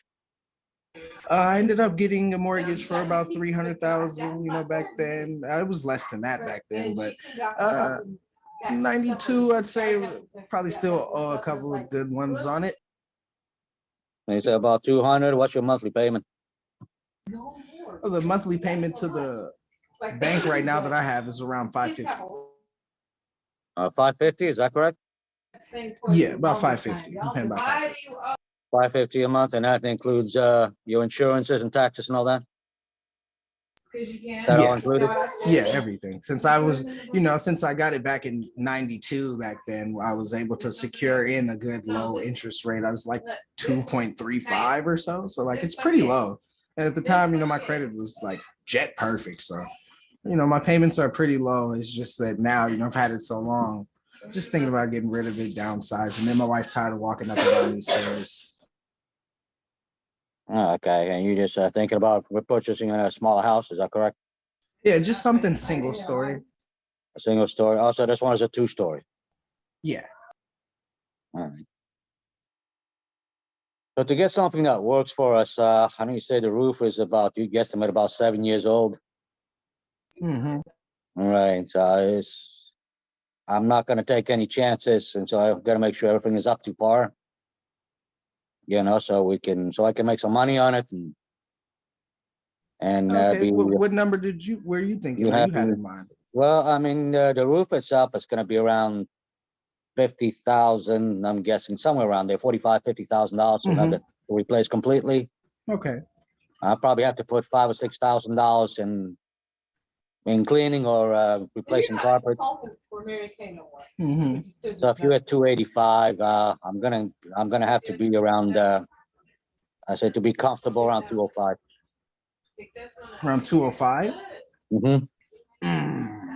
I don't know. That's see at 205, I'm not really going to be walking away with enough to be able to get another house for me and my wife. Because I'm trying to make sure that I just pay it off. I'm just trying to pay it in cash. So I was trying to get rid of this house at the number so that I know after all of the fees and everything that would go down, I'd still have a pretty little penny of a number to be able to give us a nice, comfortable house to get into where I wouldn't have a mortgage or anything. All right. Yeah, I understand that. That makes sense. So, have you ever heard of terms? Terms? Like, what Terms? do you mean? Yeah, like a seller finance. For example, yeah, I'm sure you bought cars before, right? Yeah. Okay, so it's the same principle. You buy a car, you got to make payments every month, but you own the car, not the bank. Yes. You got this? Okay, so it'd be the same general idea. So you be the bank, and I'll be the one that's going to make the payments to you. Is that something that you ever thought about or feel comfortable with? So you would make me the bank? Yes. Like how does that work? I give you a down payment, just like you do for a car, and I will make monthly payments to you and pay your mortgage. Okay, so if you would give me a down payment and payments, like what?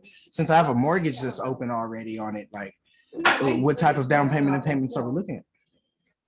So I can up the price up a little bit for you, so we can make us both happy. So you can walk around with some money in your pocket, put a nice little down payment, and I can take over the mortgage for you.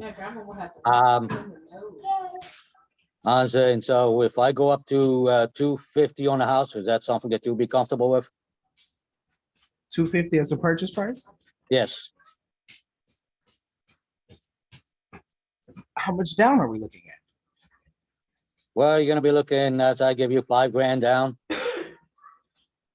And then I take over the mortgage. I'll pay the mortgage every month and then pay the rest of it over a number of time. Thank you.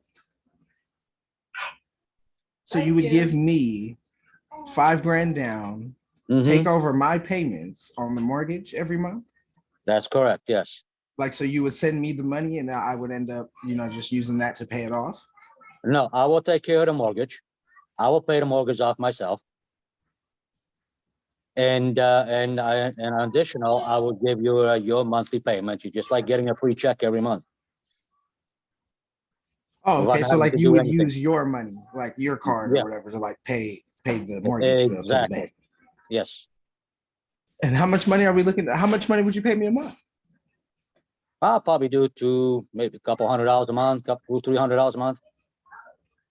$200-300 a month. Mm-hmm. That's something that I can work with, and and I'll pay over the mortgage, and you get a down payment that you can walk around with to go do whatever you need to do with.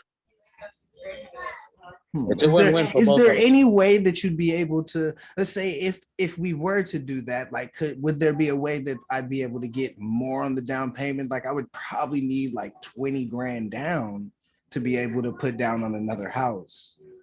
Okay, well, I might be able to go down. I might be able to come up with 20,000. I just have to subtract it off the total.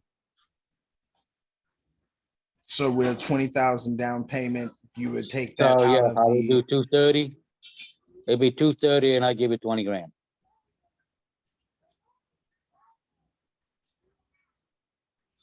How does, okay, but the bank is still involved. Like how Yeah, do but the bank's we? still gonna get paid. You won't have to worry about the bank anymore. I will take care of that guy. I will make the monthly payment to the bank.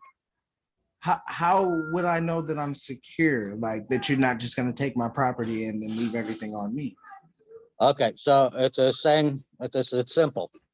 Okay, just like the car. If you don't pay your car, the bank's gonna take the car over. They're gonna repo it, right? Mm-hmm. It's the same scenario. So if I don't pay whatever cosmetics I've done to the house, whatever payments I've done to you, you keep all that plus the house. If I ever default, you understand that? Okay. I kind of like where this is going, but I have to talk it over with my wife just to make sure everything is okay. Yeah, no worry. No worry. I can call you back tomorrow at the same time, and we can finalize everything for you. Sounds good? Yeah, it actually does. Is there any way though that you could like write that up so I could take a look at it, or like have my attorney take a look at it to make sure everything is there Sure. just to I see? can write up a contract, and I can send it over. Just send me, same number I called you. It's my cell phone. You can shoot me over your email, and I will write it up and send it to you. Okay, and then yeah, just like I said, I just want to talk to my wife about it, just real fast, No and just worries. I make sure understand that. thoroughly talk to her and make sure I get an understanding to see where she sits at with it. And then yeah, you said you'd call back. Yeah, no worries. Absolutely. I understand that completely. So go over with your wife, and then if you have any additional questions, or if your wife have any additional questions, I'll be happy to answer it tomorrow as well. So if you want to both get on the phone call tomorrow, I'll be happy to assist you in any way I can.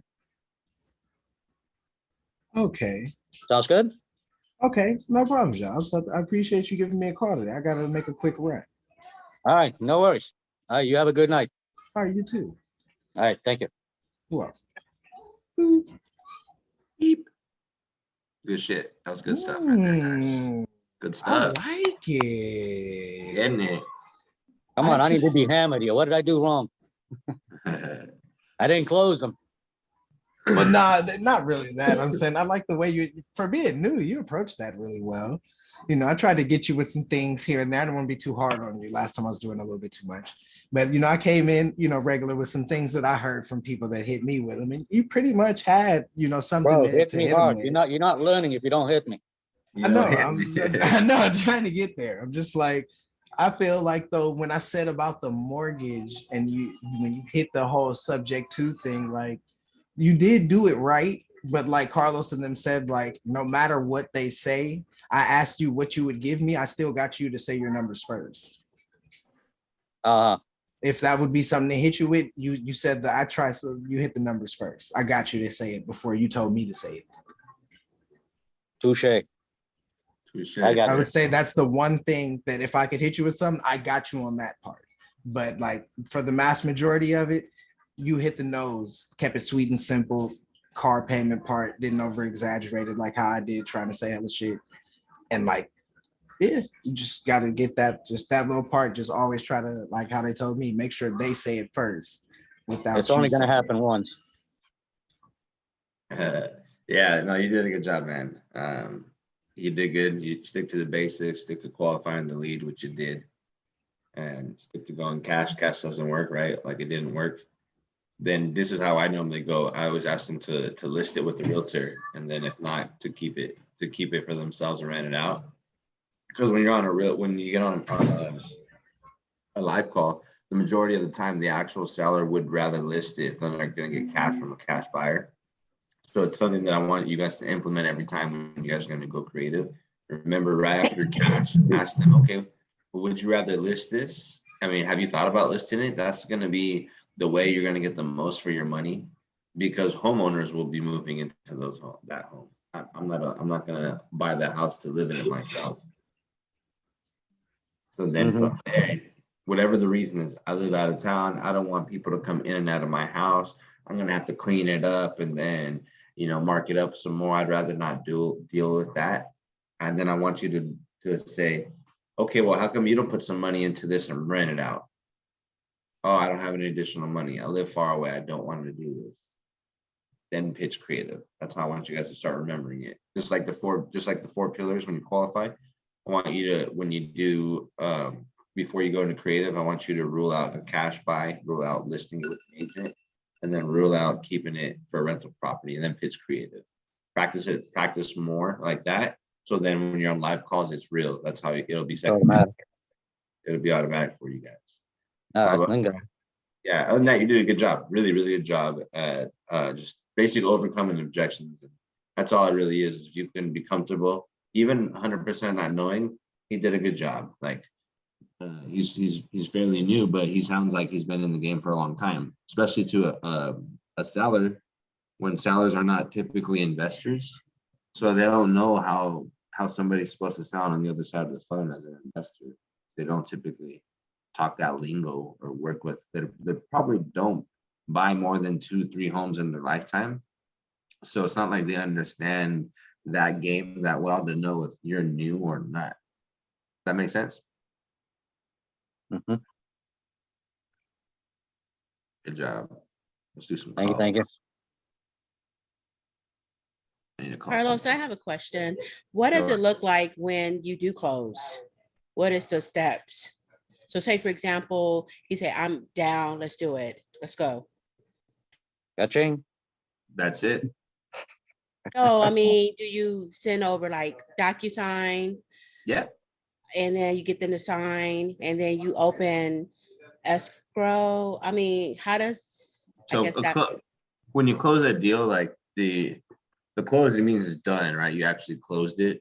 There's two parts of it, like actually getting it locked up, like you closed the deal, that's locked up, and then now you're waiting for the close of escrow.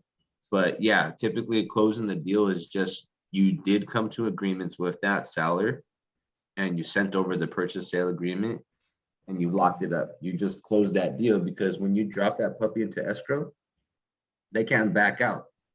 You're buying that house, no matter if they want to back out or not. That's up to you to make the decision if you want to terminate it or not. If the deal is still a good deal to you and there's no reason for you to back out, they're in the pickle. It's up to you to say, I don't want to buy it no more or not. Or no, you can't take it back. We're already in escrow. You're legally selling this house on the 30th of this month. When we close, that's mine. And that's the way it goes. That's once you throw it in escrow, unless it's like a bad deal, you can try to back out during your inspection time. But other than that, you're legally bound to buying the house too on that close of escrow. on creative financing, is the inspection similar to wholesaling, like 10, 14 days?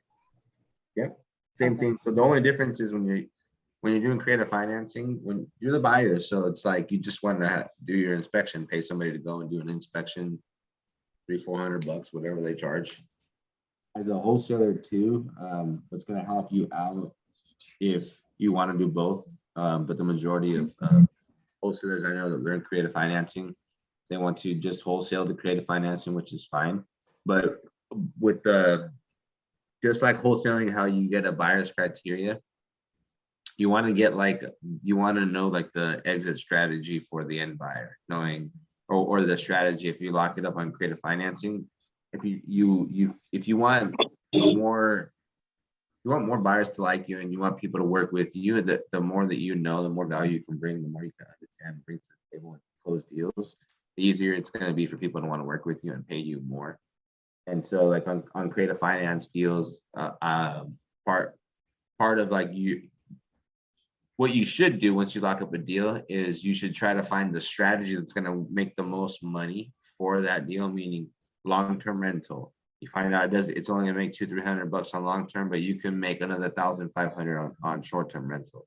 That's gonna help you out to make it so much easier for a buyer to buy it. When you have that, and then the actual entry fees, not just your assignment fee and the money down to the seller, a lot of people I work with, it would be way easier. I get a lot of people who send me deals with like without purchase. I had a deal today. It was sent to my DM. I had a lot of deals today, but a deal came in and didn't even have a purchase price. It just said like money down and the loan amount and the PITI and interest. And I'm like, whoa, that's a lot of money down. What's the purchase price? And he told me, and then I took away the amount of money down from the purchase price and said, okay, so I'm financing this much. And he goes, no, you're financing this much, which was like 70 grand difference. I'm like, nah, you know what? I'm just not interested. This like was really crappy.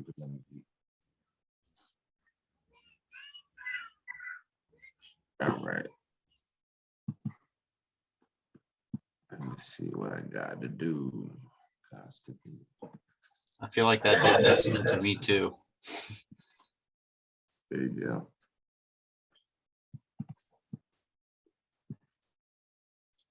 Carlos, before you start, quick question. Sure. For the order, after you rule out cash, you said to suggest listing with the agent, and then after that rental, and then after that. Whatever way, it doesn't have to be in specific order after cash, but just make sure you knock out listing it with the realtor, and then why don't you just try keeping this thing and putting money into it? Always bring it up like that. Why don't you try keeping it and putting money into it so then you can charge more? Then you'll find out right there that I don't have any money. Okay, right? So then you know, okay, it's probably not gonna work for them. So either or, it doesn't matter the exact order, but either or. Okay, and then go into creative after those three. Yeah. Okay. Creative finance. You'll have a stronger chance for them to say what is that and actually want to do it. Okay.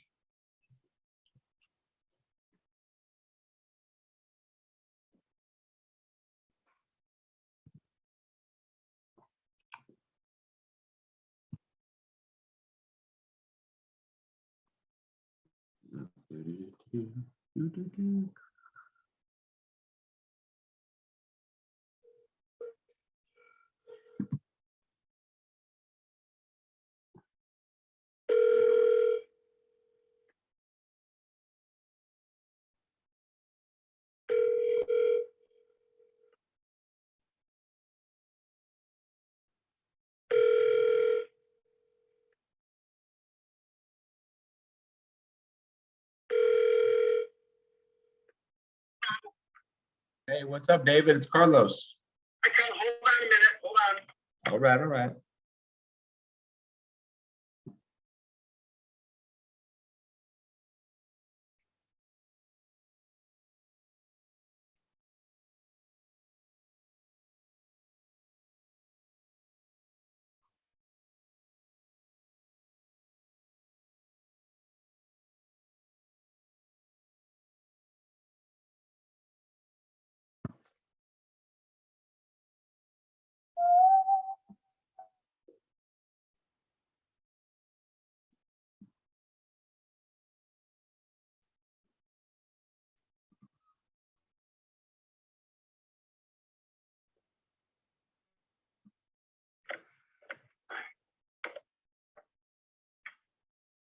How are you today?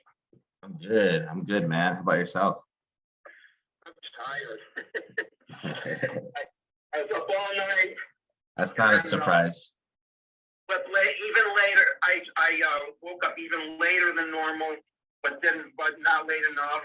And I'm a mess, Carlos. I'm a mess. I got to get more like you, where I go to bed at 10 and get up at 4 in the morning. Be more like a yogi. Yeah. What time was later today? What time did you wake up today? Well, I set the alarm for 3 o'clock in the afternoon, but I woke up at 20 after 2, and I was so tired. So I said, I got to get back to bed. So I set my alarm for 3:30, but I couldn't sleep. So I wound up getting up. I got up like 10 after 3, but I didn't sleep. And so I hope tonight I'll go to bed much earlier and try to get used to being more on a Carlos type of schedule. Man, I'm like literally up like half a day before you wake up. I'm like up at Yeah. 4 a.m. I know it's crazy, isn't it? Yeah, it is. That's funny. Yeah, I went to bed at what time did I go to bed? Like 9:25 after 9 this morning. I went to bed. Oh wow. Jeez. Crazy. Yeah. And that's not good. I mean, I'm not proud of that. So I mean, I don't think I'll ever get on a Carlos schedule really, like where I go to bed at 10, get up at 4, because of my profession, being a piano player. Once I get working, usually the work is at night, sometimes late at night. Sometimes I'll get off at work at 2 o'clock in the morning or something, or 2:30 in the morning. And so, but lately, you know, I have not been working that late as far as you know, gigs, playing the piano. I've just been on. It's a rut. I mean, I'm so used to staying up late and getting up late that it's hard for me to change. Even when it's early, like even when it's say 11, 12 o'clock at night, I feel sleepy, like I'm about to doze off. Even then, I haven't eaten yet, so I'll get myself something to eat. I'll try to finish up whatever work I'm doing, and then I wind up just staying up a ridiculously late. So that's something I got to resolve for myself, and I hope I can do it. I've tried many times and failed, but I'll try again and see if I can break my bad habit and go to bed at night and get up in the morning like a normal person. Wow, man, that's funny. Yeah, do what you got to do at your own pace. You know, no rush. Yeah, exactly. I was just calling just touch base from our last conversation. Just wanted to touch base, catch up to see what you thought about it. Carlos, I've been doing a lot of research. One of the things that's been keeping me up at night is I've been online looking up exactly what's going on in the Oakland market. Yes, go ahead. Update me. Yeah. I know I work a lot right here, so you find a lot of stuff on that goes on right here. Yeah. Now this is first things that I found are I got estimates for my house on 3 different websites: ePraisal, Redfin, and Zillow. ePraisal puts the value of my house more or less at $497,400. That's more or less. I mean, it could be more, it could be less. Redfin, adjusting for 836 square feet, which is the size of my house, not counting the storage space in back, which is at least 95 square feet. Counting for 836 square feet, Redfin estimate $548,348. Zillow estimated the value of my house is $602 per square foot, which times 836 is $503,272. And I've been looking online at what other properties have been selling for, and what I've been finding, Carlos, is properties are selling quickly. And I don't think you have anything to worry about. Now, if you take my advice, you will make money, and you will make good money. You will make more money than I make in a year playing the piano. And my advice is as follows. My house, which I've lived in almost 9 years now, so I know this house pretty well. It's in good shape, basically. As I told you before, I've done the most major repairs I've already taken care of. The city requires that the sewer lateral be taken care of. I did take care of that. You don't have to worry about that. So that's an expensive repair. I had the old roof torn out and the new one put in back 8.5 years ago or so. And I had major plumbing work done in the bathroom. Now, there are some things that need to be done on the house, but you don't need to be spending all the money you think you need to spend. I would say You spend 5,000, maybe 6,000, maybe 7,000. And so, and that'll be enough to get the house. So when people come in, you know, prospective buyers come in here looking around, this will be a house where they can say, hey, I can see living here. I like it here. I'd like to live here. You can make it that with maybe $5,000 to $7,000. You could make it so that somebody come in here looking for a place to live would say, hey, this is pretty nice. You don't need to be spending a whole lot of money. Okay. And so at the $335,000 that you agreed to, and by the way, we have a binding agreement. You saw we signed a binding agreement. We are both obligated to that amount. Yes, that we are. We are. Somebody came along and told me, hey, I'll give you cash.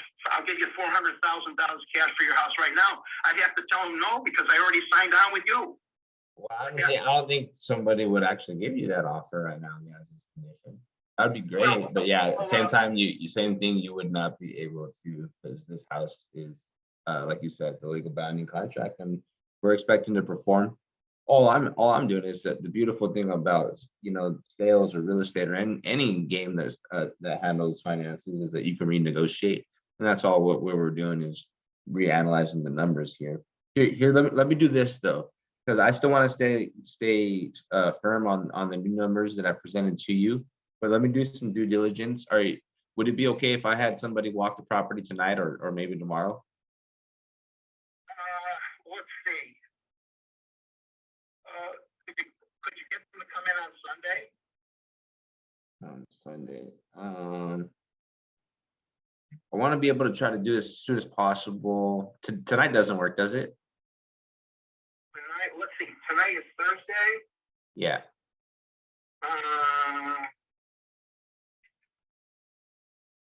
Yeah. You could get. Who would you send George over?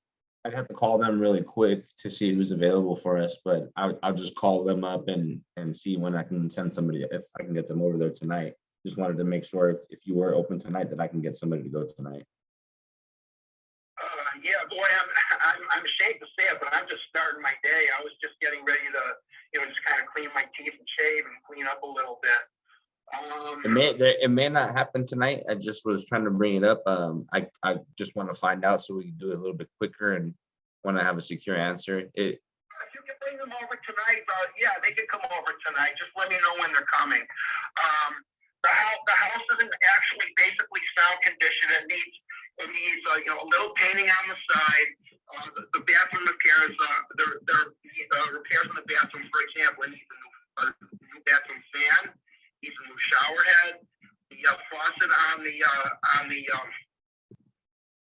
bathtub needs upgrading. It works. I mean, I had a plumber come in here because I had a leak, and the plumber did a lousy job. He did fix the leak, but it's you could turn the knob up 360 degrees, and that's not the way it's supposed to be. So I recommend Arad plumbers who are only a few blocks away from here if you get some plumbers in here. So I mean, it's not going to be major repairs though. Now the damage in the storage room, that's the water damage, probably going to cost you a few $100s to fix. I can't see it costing you more than $1,000, but probably a few hundred there. The fence needs reinforcing. The wooden steps need reinforcing. The eaves should be painted. What else? The doors are a few of the doors are not aligned properly, so that would need to either be fixed or you might need to put on new doors. So we're not talking about $100,000 or $150,000 remodel here. We're talking about relatively minor things that you can do to get this place up to par. Now the kitchen is pretty nice. The couple minor things that a knob came off one of the drawers by the sink, and the spritzer in the sink. Not the faucet, but the spritzer that sprays around the sink. That doesn't work, so that needs to be fixed. What else? Trying to think. Let's see. The cabinets are all nice, but there's a little bit of mildew on the bottom of the cabinet below the sink.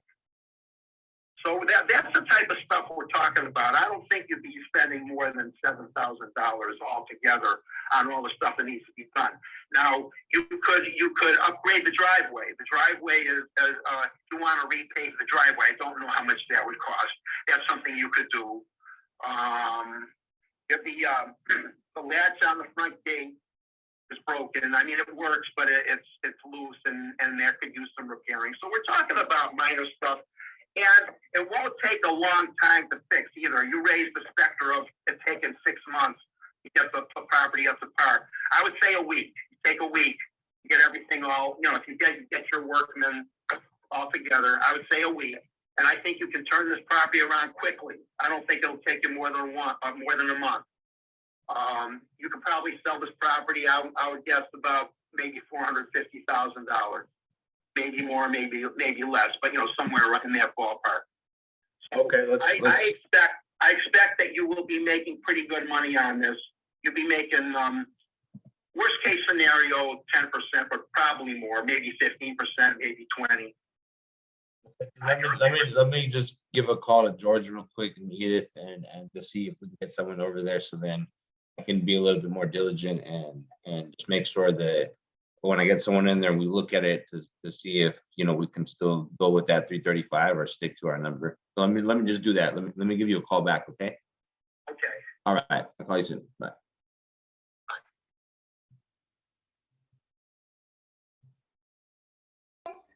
Wait, so Carlos, real quick, this call was basically a call with somebody, like a follow-up call after you already got them to agree to terms?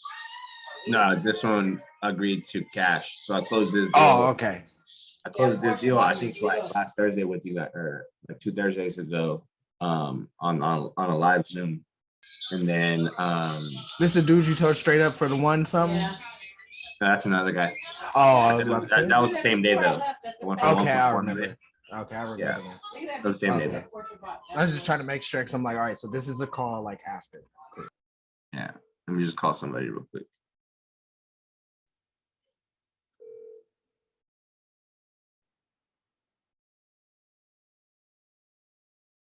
Please leave your message.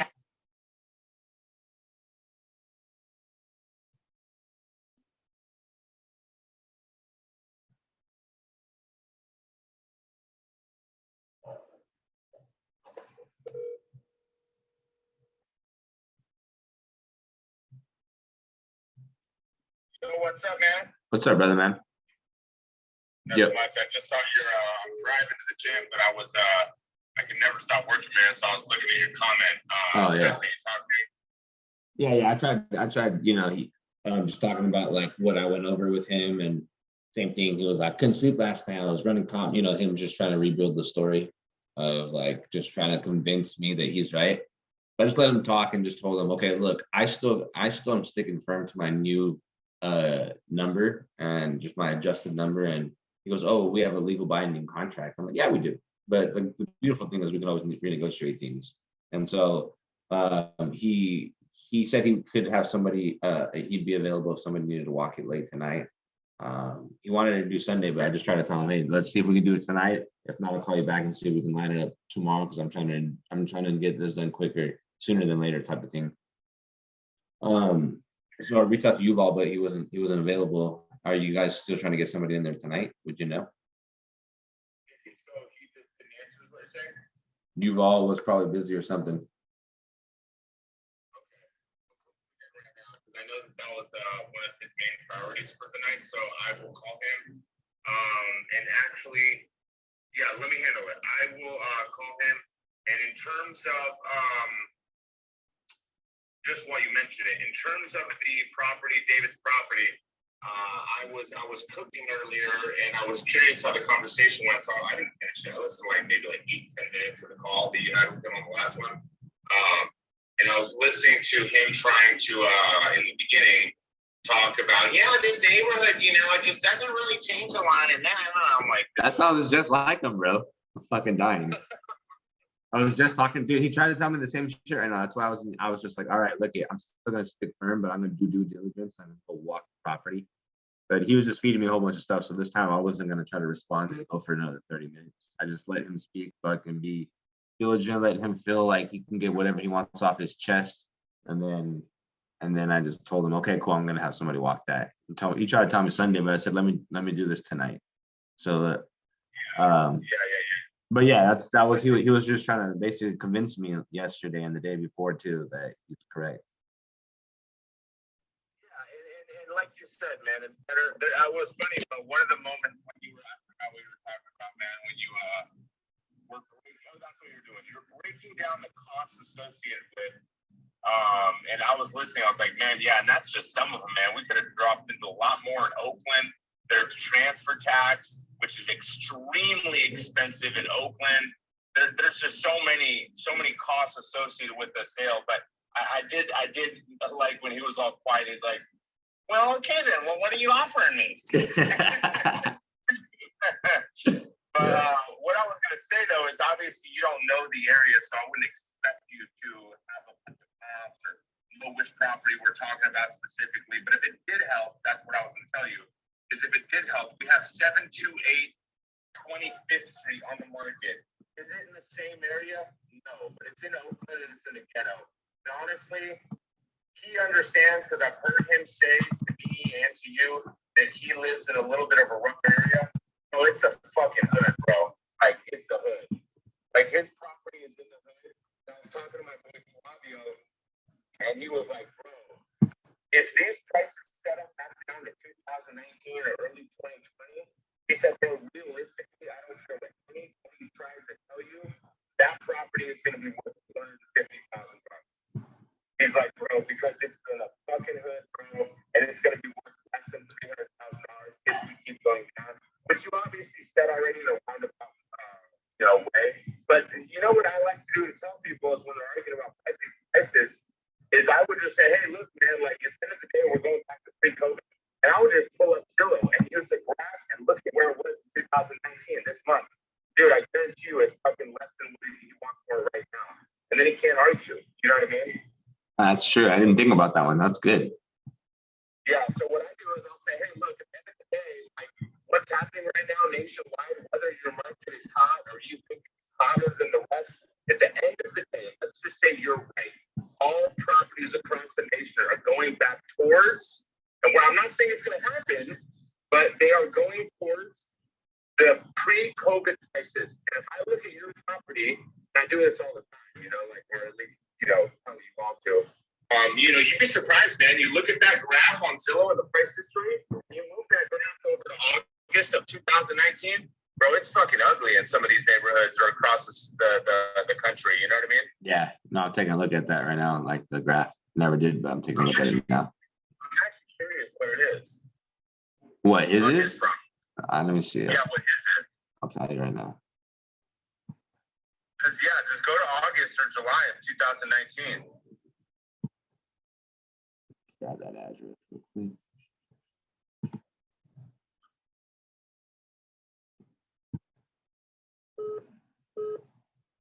Yuval's calling me real quick. Let me answer this. Okay. Yeah, what's up, brother? Yo, I got him to become available to send somebody over there tonight. Are we still gonna be able to make that happen? Let me take care of it. Just set it up, and then I'll tell him to be free because he told me he did try to tell me Sunday, but I told him like, I'm just trying to get it done sooner than later, so let's do it tonight. And so he said, okay. I told him I'd call him back with the time. All right, you got it. All right, so just get back to me, okay? You got it. All right, bye. All right, cool. So Yuval's gonna get on it. I'll tell you right now what it is. On his house, it doesn't even bring up the little graph. It's only when it's listed. If it's off market, it's not gonna show it. Oh, okay. Only when it's listed, I guess. Okay. Got it. Yeah. Okay. Yeah, a lot of them do show it though, even if it's not listed. I thought, but maybe not though. I forgot. I was looking at my property. It's listed at 2750 Filbert, which we have listed at 1.6. Thought we'd get 1.7, and we only got an offer for 1.4. And dude, in 2019 August, it was with 1.2. I was like, fuck. Shit. But yeah, anyway, man, at the end of the day, I think you have enough ammunition there to, especially now that we're going to have somebody go look at it. Oh, like, what is he going to say? Dude, we even had a contractor go look at it, man. And honestly, I heard him talk about once again, like, oh, it's not going to take that long to fix it. Well, bro, you know what? We're not fucking going to sell your piece of shit house with an unpermitted 200 square foot unit, space there. And dude, Oakland is the worst city in America to get permits. Just to permit that tiny little 150 square feet, and I'm not even bullshitting you, you can say this if you want, bro, it would take probably fucking 4 to 6 months, bro. It's ridiculous. He close. He close. So we do a lot of shit unpermitted because there's no choice, bro. Oakland is a fucking, just a... Yeah, I was gonna bring that shit up, but I knew that in today's call, he was telling me all this shit, and he was like, well, I gotta adjust for 840. I was gonna be like, yeah, but that shit's unpermitted. It's gonna take forever. It's gonna cost money to do it, all of this. But I don't want to elongate the conversation. Yeah. All right, man. Well, I'm walking to the gym. And yeah, let's just see what we can do after this guy looks at it. All right, cool. Well, we'll once we walk it or whatever, and then we get somebody to walk it again tomorrow, then we'll just renegotiate one more time. Even if we get somebody to assign it to or whatever, we'll try to go in for the discount still. Exactly. We'll figure it out after we end this feedback. All right. You have a good time at the gym, bro. Have a good one. Thanks, man. Bye.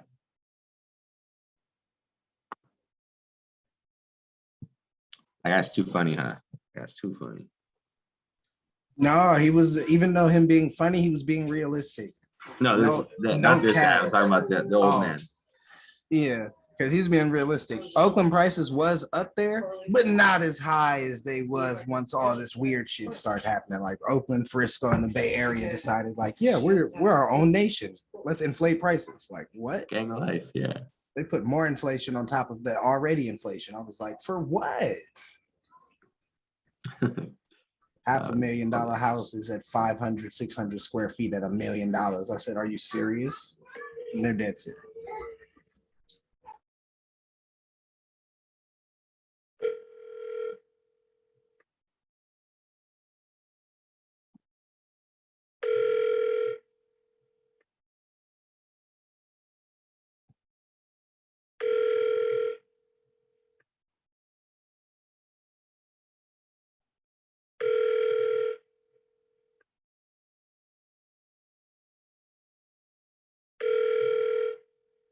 Your call has been forwarded to an automated voice messaging system. 408.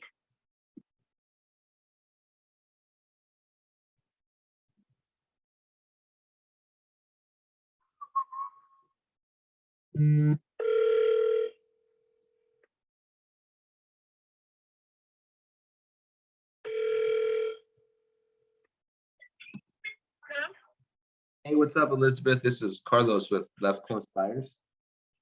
Yeah, hi. Hey, how you doing? Doing okay. How about yourself? I'm good, thank you. Did I catch you at a bad time? I just wanted to ask you a couple questions. Oh, no. Cool, yeah. So I had spoken with one of my associates, and they have spoken to you about the property that you have off of 3rd Street in Fremont. That's the Cool, one. cool. So I kind of read the notes a little bit and seen why what was going on, and first off, I apologize. I know it's a little bit unfortunate. And then I just wanted to ask you, on this property, I'm taking a look online. I was looking at the photos, and I was seeing that you were asking closer to like market price, right?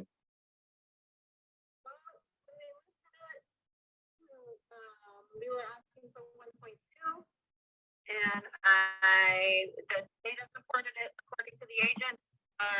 We had an open house, and not one single bid. So my financial advisor said, you got to drop it, and you got to drop it drastically if you want to get it sold. He said, not 10,000 at a time, not 5,000 at a time. Do a one dramatic drop. So we picked the number 988. Okay. So under $1 million in Fremont, which is unheard of.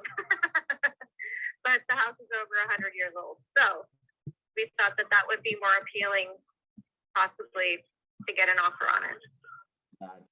Yeah, I was looking at some comps and I see like one right above the million, and I see a lot of them in the neighborhood that were around 830, one was at 5, even some are lower.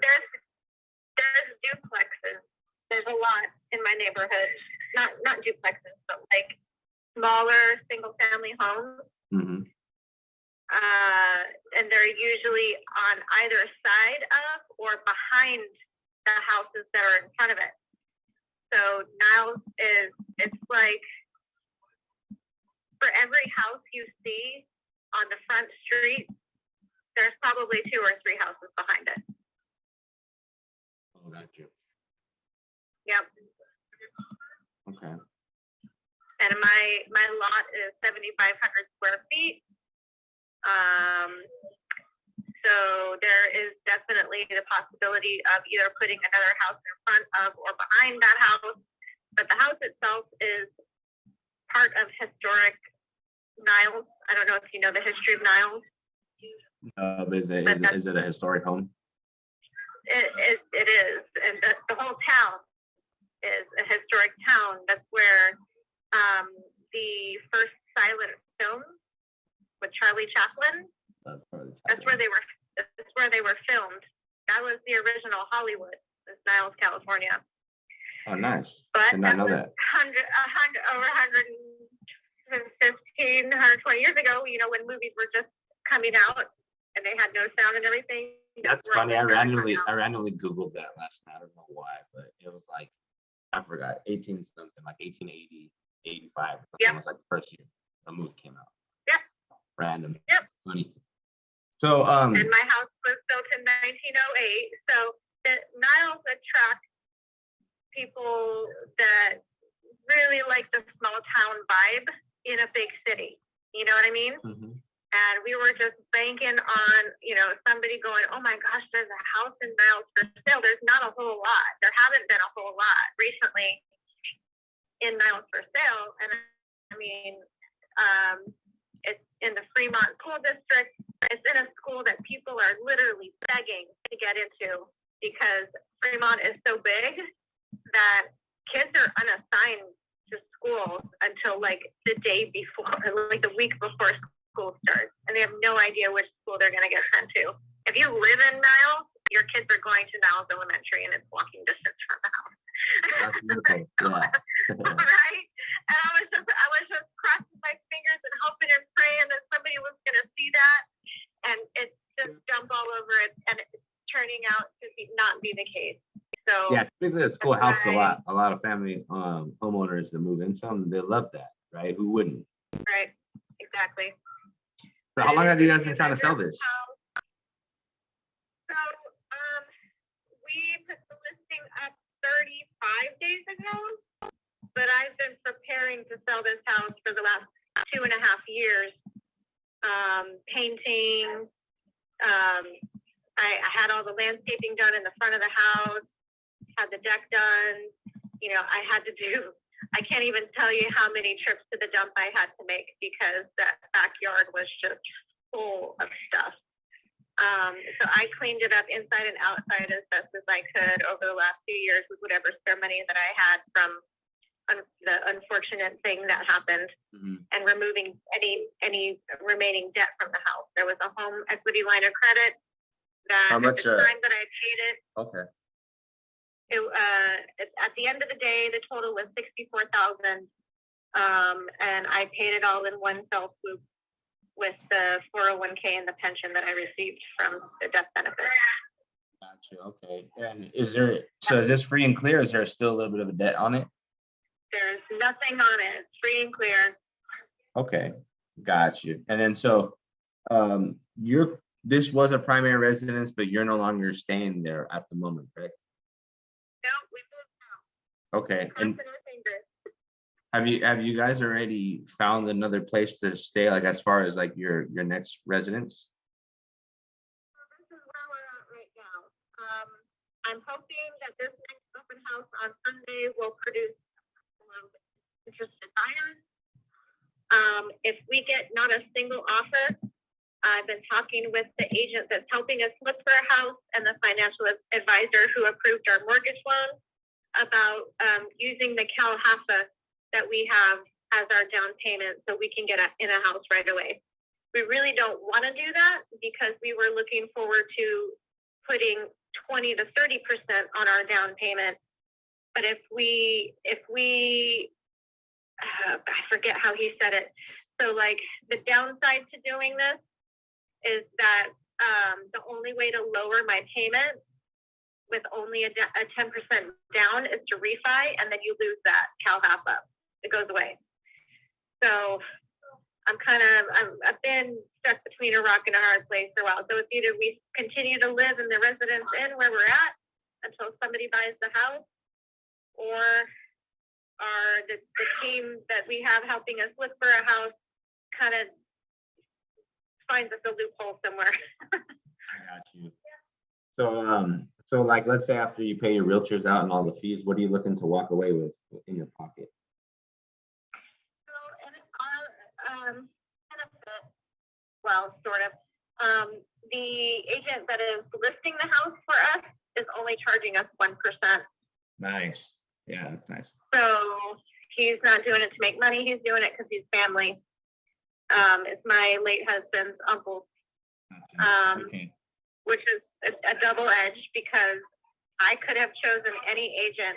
I could have went out and found somebody who specialized in antique homes Right. with family, thinking it was going to be all gravy, and it hasn't been the best experience.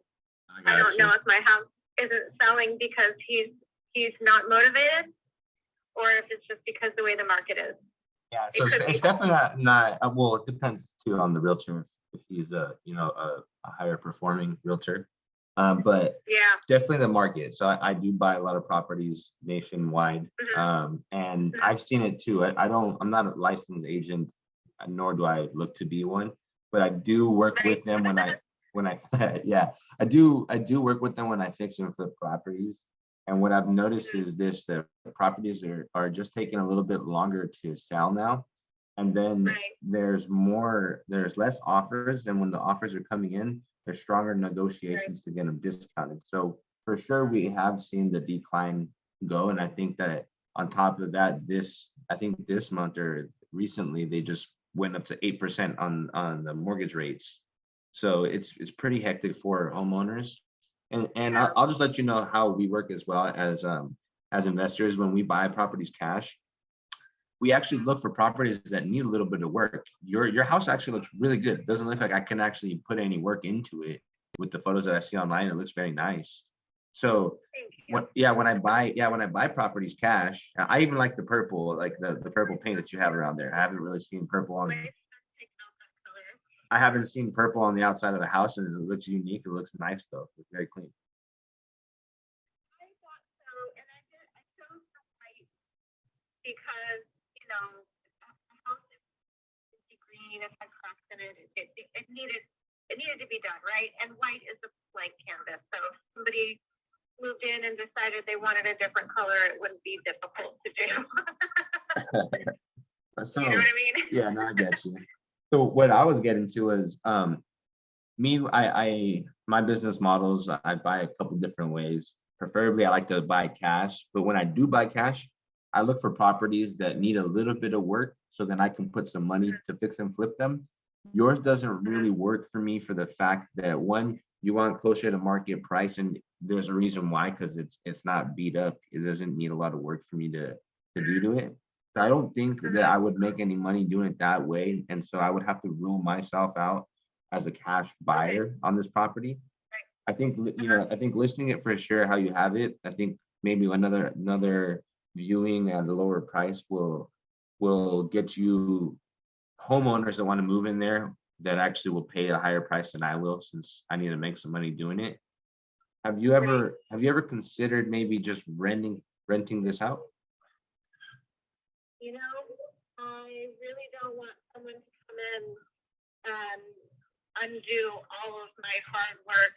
And I don't know how that sounds, but when you become a widow at 37 and you make 65 grand a year,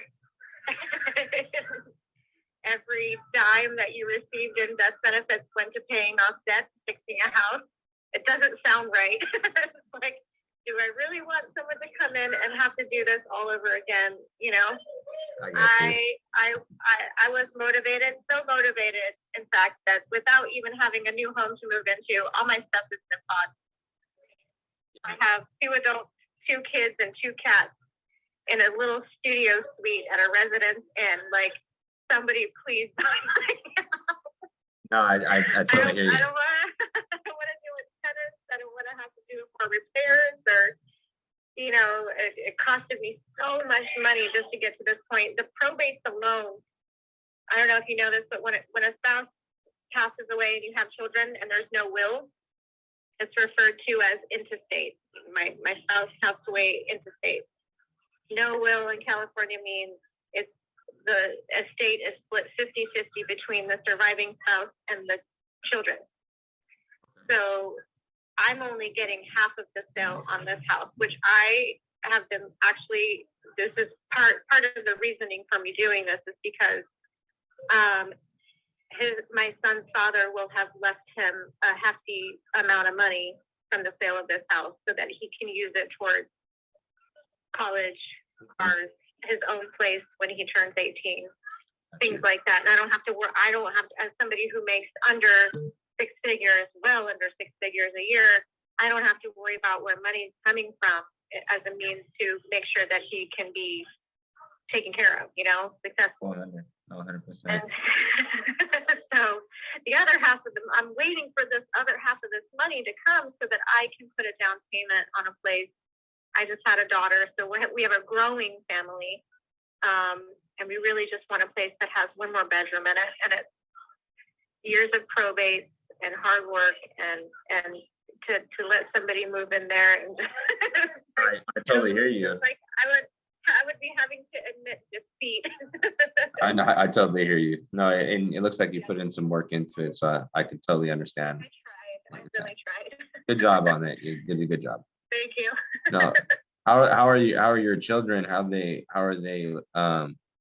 You know, how are they taking like having to move into the suite with you, and they're expecting to move into a home too, right? Yeah. Well, I think that my son, he's 8. He thinks of it like a vacation because there's a pool. Oh, I would too. I totally would too at his age. Buffet breakfast every morning, you know. Yeah. And my daughter just turned 7 months old, so she goes where we go, and she's just cool. She don't know. Yeah, she don't know. Yeah, she's just rolling with it for now. Okay, got you. Just the parents are stressed out. That's about it, right? Yeah. So I guess where are you trying to move to, and do you know more or less what the cost of the homes that you're looking for are going for?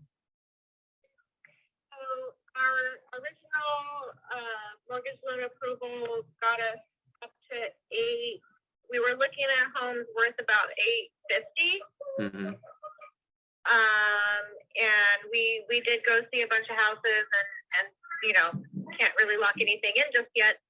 And that was the other downside to using our CalHAPA as our down payment. That 10% forgivable loan is only good if you occupy a house for 5 years. Well, now with that 10% down only, they want us to find a house between 7 and 750. And good luck finding that unless you want to move an hour and 15 minutes away. And I really don't want to do that. I hear you. So the only way that I can do something like this, because I can't do it cash, and the only way that I can make this make sense is I purchase a lot of properties like this where I can't buy them cash, so it rules me out as a cash buyer, but I can purchase them on terms. Are you familiar with seller financing?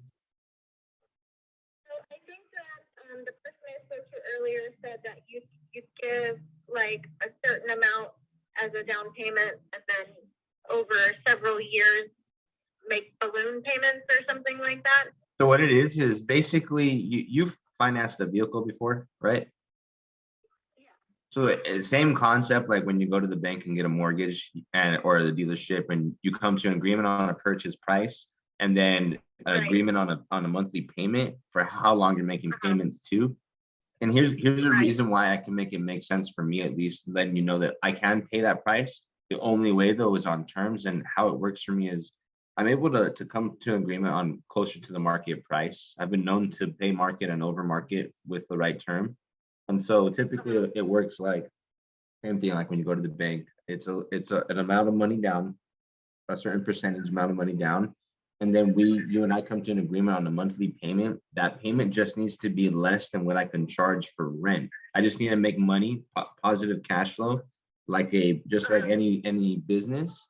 And then with the right term, meaning 5 to 7+ years, will allow me to cash flow. And in 5 to 7 years, the economy would have gone down and more or less stabilized, where I can refinance and then pay you the remaining balance on the end of our term. So the balloon is basically the like a one-time payment, or it could be multiple payments, but it wouldn't be multiple balloons to pay you off. It would be some money down and then some monthly payments for a set period of time, and then a balloon, because I'm sure you're not gonna want to go 30 years on a term.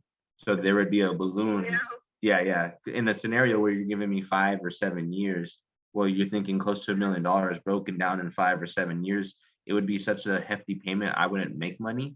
So the way it works is it would most likely be like a 30-year term payment, but I would only be making that payment for 5 years or 7 years or whatever. If this actually works for us, if the term works, it would be for that length of the term.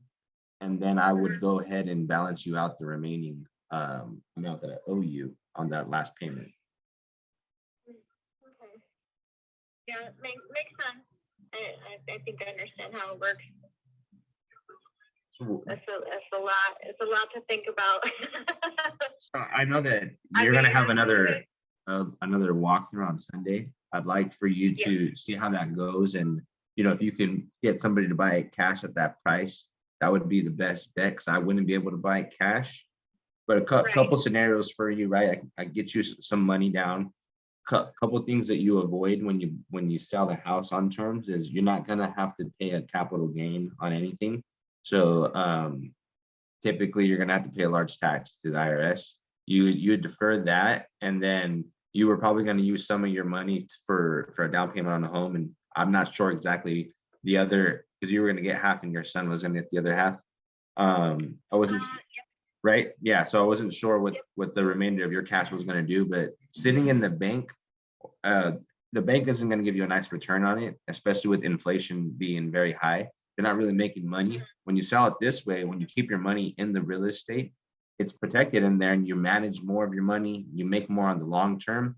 And in this scenario too, where like, let's say you wanted your son to it's going to his accounts for his funds once he's 18, you can set it up as well where every month his portion gets sent into his account every single month. So he's not losing on taxes as well for having to sell his half, and he's keeping more over the time.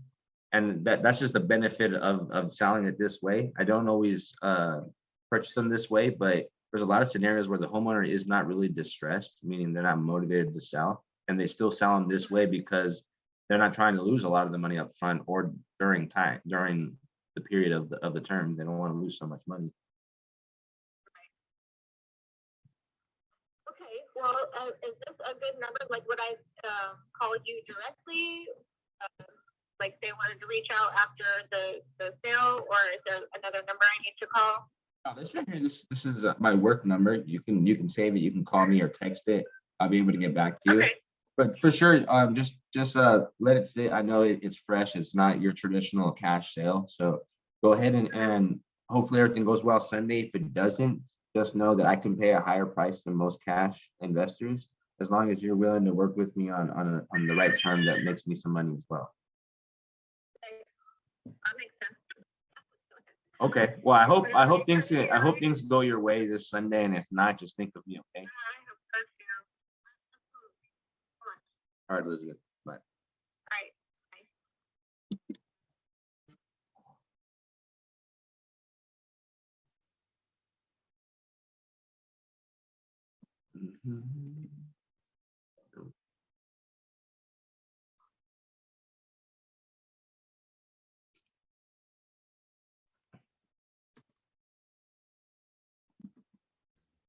She wants her son to save money too.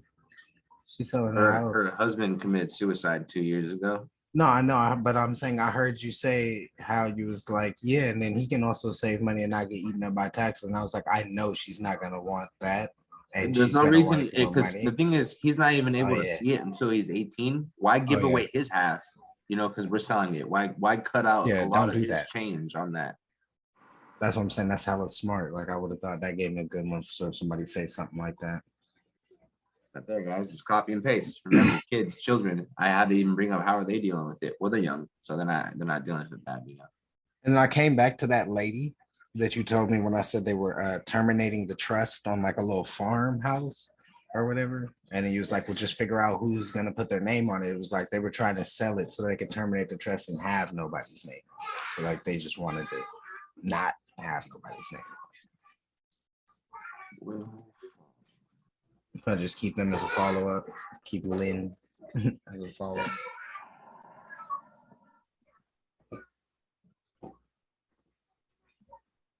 That's huge for something like that too, because what happened? The money's still sitting in the real estate. I was saying, Would you say that was that? Would you say that that was a pretty solid move for her too if she goes this route for her kid? Yeah, definitely for her kid because the money's sitting in the real estate, and then any payments that she gets at 50%, depending on what's regulated for her, you know, to be able to have to put the money in, she could just put it in like an IUL and just use compound interest, continue compounding that while diverting capital gains taxes. So he can actually pay his college fund just off of the cash value of a life insurance policy. Oh, that's true. And the amount of taxes he would have paid probably would have paid his college fund anyways. Yeah. It was like $1 million. Using a rule of 7 by the time he's 18. If he's 8 right now, in 10 years, just those payments alone will pay. I should be like, let me use all his. I should watch. Yeah. I'm gonna turn his bank into a bank for us to use on all our deals. Let me just fucking, after we pay her off, let me just use his money and revolve it. Yeah, he takes a loan against his own cash value. Yeah, dude. Damn, trying to turn another seller into a lender, Carlos. Why are you so good? Why are you so good? Why not? Why, if you can knock them both out, because you're gonna have a lot of deals, and there's gonna be a lot of times where some of your lenders are gonna be tapped out because they lend on other properties. You might as well find more and more money. That's what I'm saying. But I wish people were more like confident in people. But you know how shit's been, you know, since 2015, basically, like since the hyphy movement. It's been ugly for people. So it's like I wish people had more confidence in people because, like, no lie, if I was in her position and you was telling me all of this, I would literally be bothering. You wouldn't be off the phone with me right now. I'd be talking to you still. Like I'd legitimately be like, hold on, tell me more. And then once you tell me like, yeah, and then once I pay you off, the money he had into the real estate, like we could use that money and keep going. And I can grow it even more for you if you like it a better return. And I already did it with you. So I'd have been like, yes, please help me. There's no reason for you to fuck with stocks when you can just fuck with me. And I'll give you more than the stocks would give you on your money. Boy, if I hit the lottery tomorrow, I would just stop. I would I wouldn't stop doing real estate. I ain't gonna lie, like this shit so much. Bro, if I hit the lottery tomorrow, I still would be broke. I would put all that money into like so much fucking home. Well, yeah, but I'm saying at this, like legitimately, I'm like, now that I found you, like I wouldn't even care. Like if I killed somebody, you know, this on record, but I'm just saying, hey, if it happened to happen and somebody gave me $1 million, Carlos, I need you to clear $1 million real fast. I need some real estate, baby. Let's get into some deals. Let's get it. Yeah, like, I can imagine the people for Pace, when people who've watched Pace grow, now they're like, bro, just send that motherfucker the money. He's gonna give you a return on it. Like, yeah, I wouldn't even. Some people don't even care. I'd just be like, fuck that. I got the money already. Just give it to him. Yeah, that was a good one right there. I like that call. Damn. Mm-hmm. I don't really have any cold calls. They're really just like deep follow-ups now. Good one though. I know that was a good one though. Like, damn, I need to run into these people with the distress. Well, you had a good one yesterday. How'd they go with the multifamily? What's the latest? Me? Yeah. On the Vegas one with the duplex, Yeah, they didn't have the motivation to sell it the way that I needed them to. They were looking for a cash deal to just like get away from it. And I was just trying my best. And then with the whole, they just got rid of the side that they fixed up, that the tenant was paying the higher amount of rent. Their lease expired and they moved instead of renewing it. They moved out this month. So now that's you feel me? They need somebody to cover that. Plus the other tenant that they have in there has been living there for 20 plus years. And that tenant didn't let them rehab anything. So the house is 25, that side of the duplex looks 25 years old. I could bet with hella stuff inside of there and shit, with nothing new, updated or anything. And they're only paying $650 a month. So it just kind of threw everything off, and they didn't have the right motivation to actually want to sell the house on terms like that. And I just had to put them on a follow-up until they get to a point where they're just like, you know, because they didn't actually have distress. You know, it was just more so we put it on the market. Yeah, what's up, bro?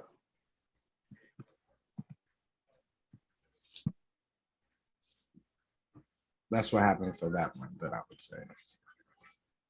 It's just most of the new people I've been calling, the conversations are not distressed people. They're more so people that like, hey, what you got? What you trying to give me for this house? If you ain't talking this number, it's this. Any wiggle room? What we looking at? You trying to find some distress, like how you did pulling out HVAC and all of that for me? Just trying to pull out some type of distress, like they're like literally not in distress. It's just the news told me that the market was booming, so I put it up because, you know, I'm trying to hedge my bet against taxes and inflation. But I don't know that selling on terms would help with that.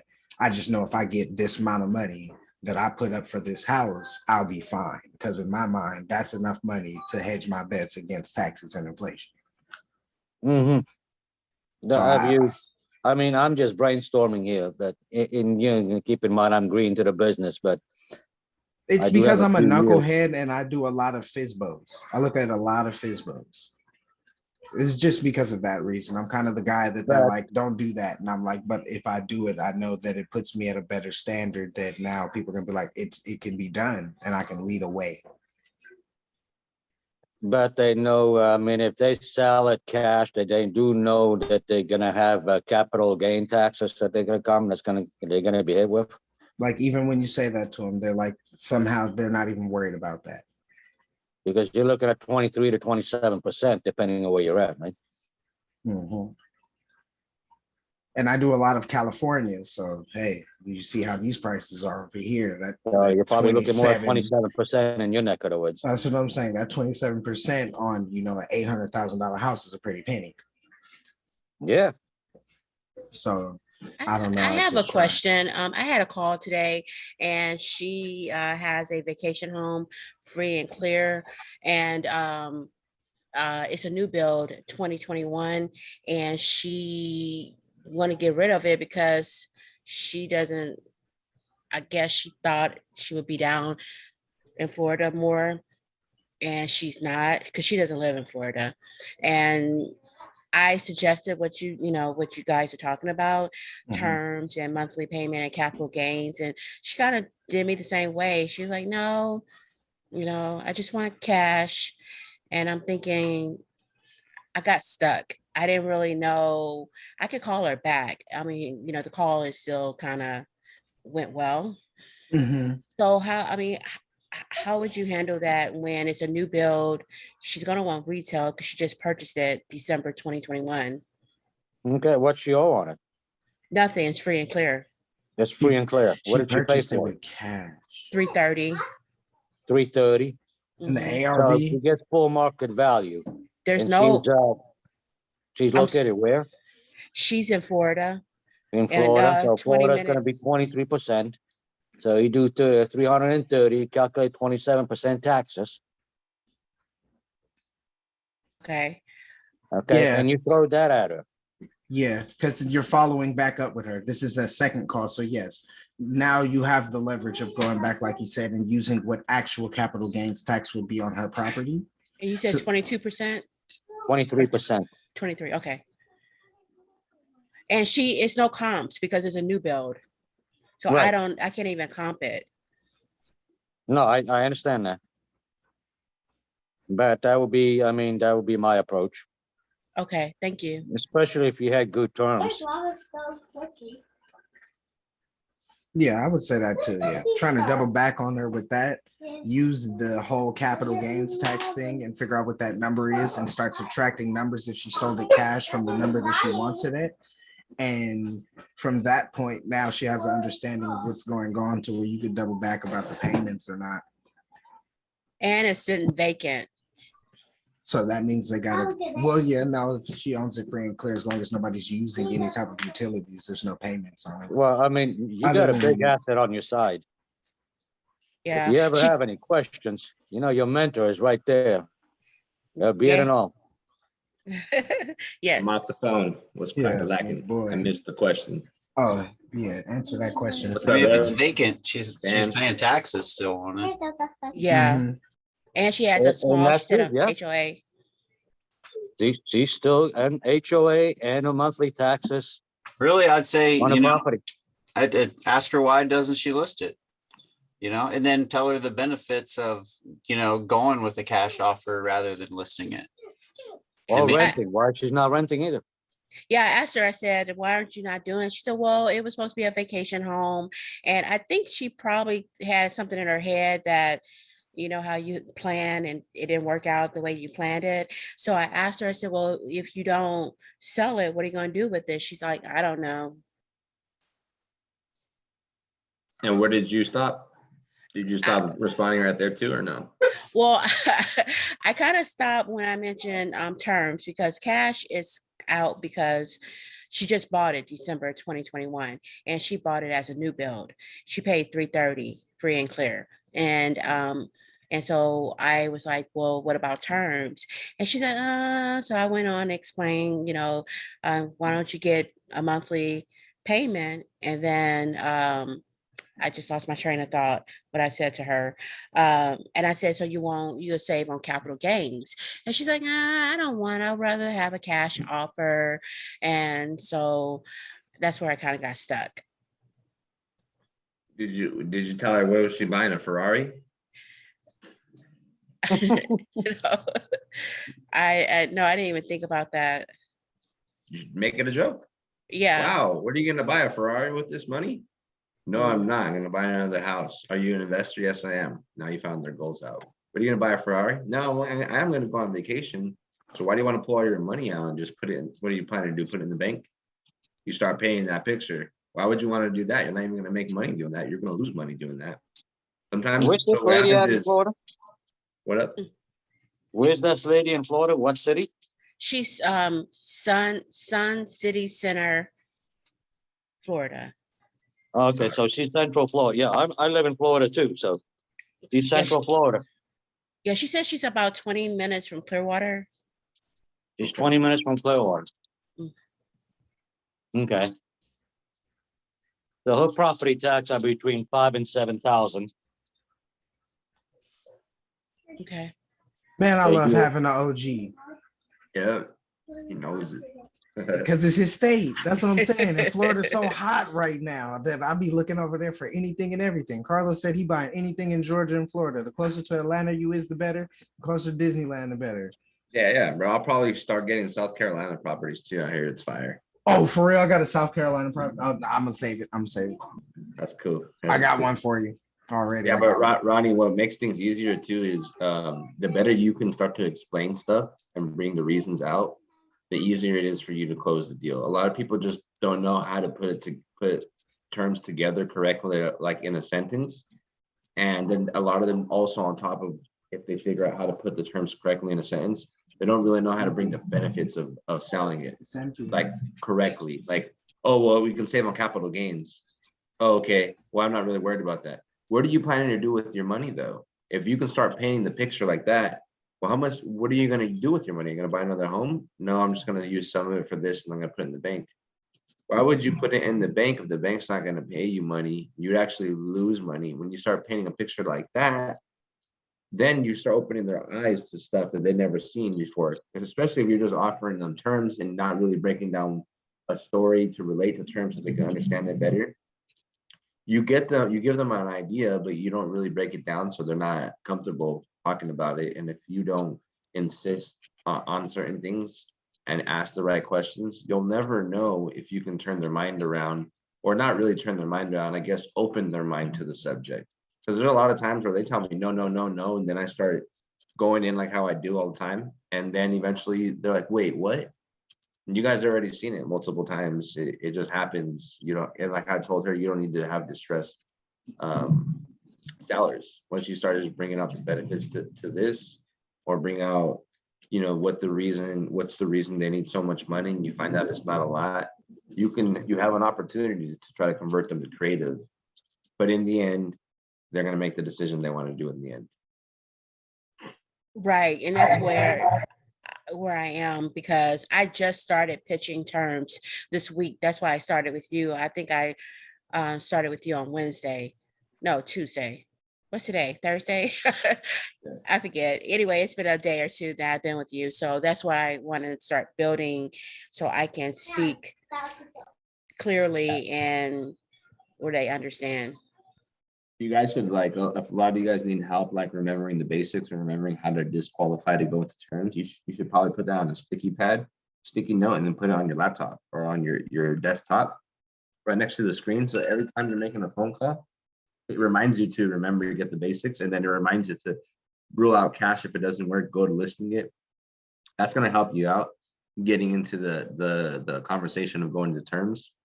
And then from there, it's just, you need to get into conversations about terms for you to go through like the little shitty, edgy moments, and then eventually it'll become very seasoned, like how I explained it. Before too, I was a little bit like, I knew how to explain it basic, but I couldn't bring out a lot of the benefits like I can now. Or I would hear the first no and then not try again. Now I'm like, and I'm going to keep insisting. Without even asking you, like, I'm just going to continue. Well, even though they said no, well, what are you going to do with your money? I'm still going to try to not really overcome them as far as forcing me to sell their house for a lower number. But while I have them on the topic of numbers of negotiation, I am going to do my best to get in there. And I'm going to overcome what I need to overcome. And if I know that in my head, they might not be educated on this, so I'm going to try to educate them, because they don't know. And I'm going to say a couple of things that I think is going to open up their mind to it. And a lot of times it opens up their mind to it. And then you have sometimes just like this lady where I'd rather not do it. But in a scenario, she can't sell for her price. Maybe she think about it, especially how I hit it with, well, you're going to sell your son's half and he's going to pay taxes, and he can't even use the money for another 10 years. He's only 8. And she said 18. So why throw away half of his money into taxes? And what if, our term is less than 10 years? So what if I can also then use his money that's sitting there and keep adding to it? So then it's paid off. It pays his college tuition, and he still has all the money left over to buy a house. And whatever he has left, I'll keep doing it for him, because I'm still going to need people. Right. I'm still going to need people to lend me money. And she's about to sell her North Carolina house to a realtor. So I didn't know how to she hasn't done it yet. She's doing it next month. So I didn't, that's another thing I got caught up, like how to convince her to do terms on her primary as well. You don't. Oh, you don't convince anybody. I mean, I convinced, but So your part right there would be to bring up your business model. Okay. Make sure, hey, I just wanted to make sure we're even a fit for each other. It sounds like you're going to list this for the market price, right? Yeah. By chance, would you work with me if I bought it in the as-is condition? My business model is I buy properties that need a little bit of work so I can get a little bit of a discount, and I can fix them and flip them for a profit. Or are you just looking to sell it for the maximum? You find out they want to go to the maximum? Cool. Knock that out the way and move on to the next one. Don't get stuck. The biggest thing I hear all the fucking time is people get stuck on working a lead when there's no real motivation, or they didn't actually find out if they're going to work with their business model. You can waste days on so many follow-ups. I've seen people go months on in, and I get on my first phone call with them, and like within 2-3 minutes, I'm like, oh, bro, that's not a deal. I just disqualified them. I haven't followed for 4 months. You had hope for 4 months, but you never asked the right questions. You were too scared to ask the right questions, and now you wasted fucking 4 months. See, that's the thing that I don't like being in. When you need money, I don't want to come off like, oh man, I want this to happen. I want this to happen because I need, money, and I want it to, and I don't like feeling that way, because then when it doesn't happen, you kind of like, oh man. So I'm trying to really control my emotions. I think you mentioned that either today or yesterday, that you have to get your emotions out of it, Yeah, you have to get your emotions out. You remember, you're not completely professional just yet. So when the pace will pick up is when you already figured out how to do your business, how to run your business and systems, and you know that you're good at what you do. You're trying to be a good closer, and you find out you're gonna know when you're good. You're gonna feel it. Right there and then is when it becomes like, okay, every day you're gonna be looking at deals like a fully functional, like how it looks easy for Pace or all the other big dogs for Brent Daniels or Jamil. There's a lot of people who are not at their level of publicity, like on TV, but there are a lot of people who are way wealthier. The same thing happened once they figured out the business and all the lingo and then how to do the deals in so many different ways, and then clicked in, and now it becomes this revolving order. Same thing with you. We just got to work at it. You're fresh. And as soon as you start hitting it off and get seasoned, you're not going to really have the same questions. You're going to have questions that are in depth on how would I overcome this, or I don't know how to structure this. They'd be even deeper. You still have questions because you're learning, but they wouldn't be where you are right now. You'll find out, okay, those are most basic questions.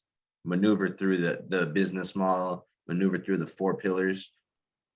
Anytime you feel lost, make sure in the back of your head, did you go through the 4 pillars? Did you try to get in there with intention to try to buy the home from them?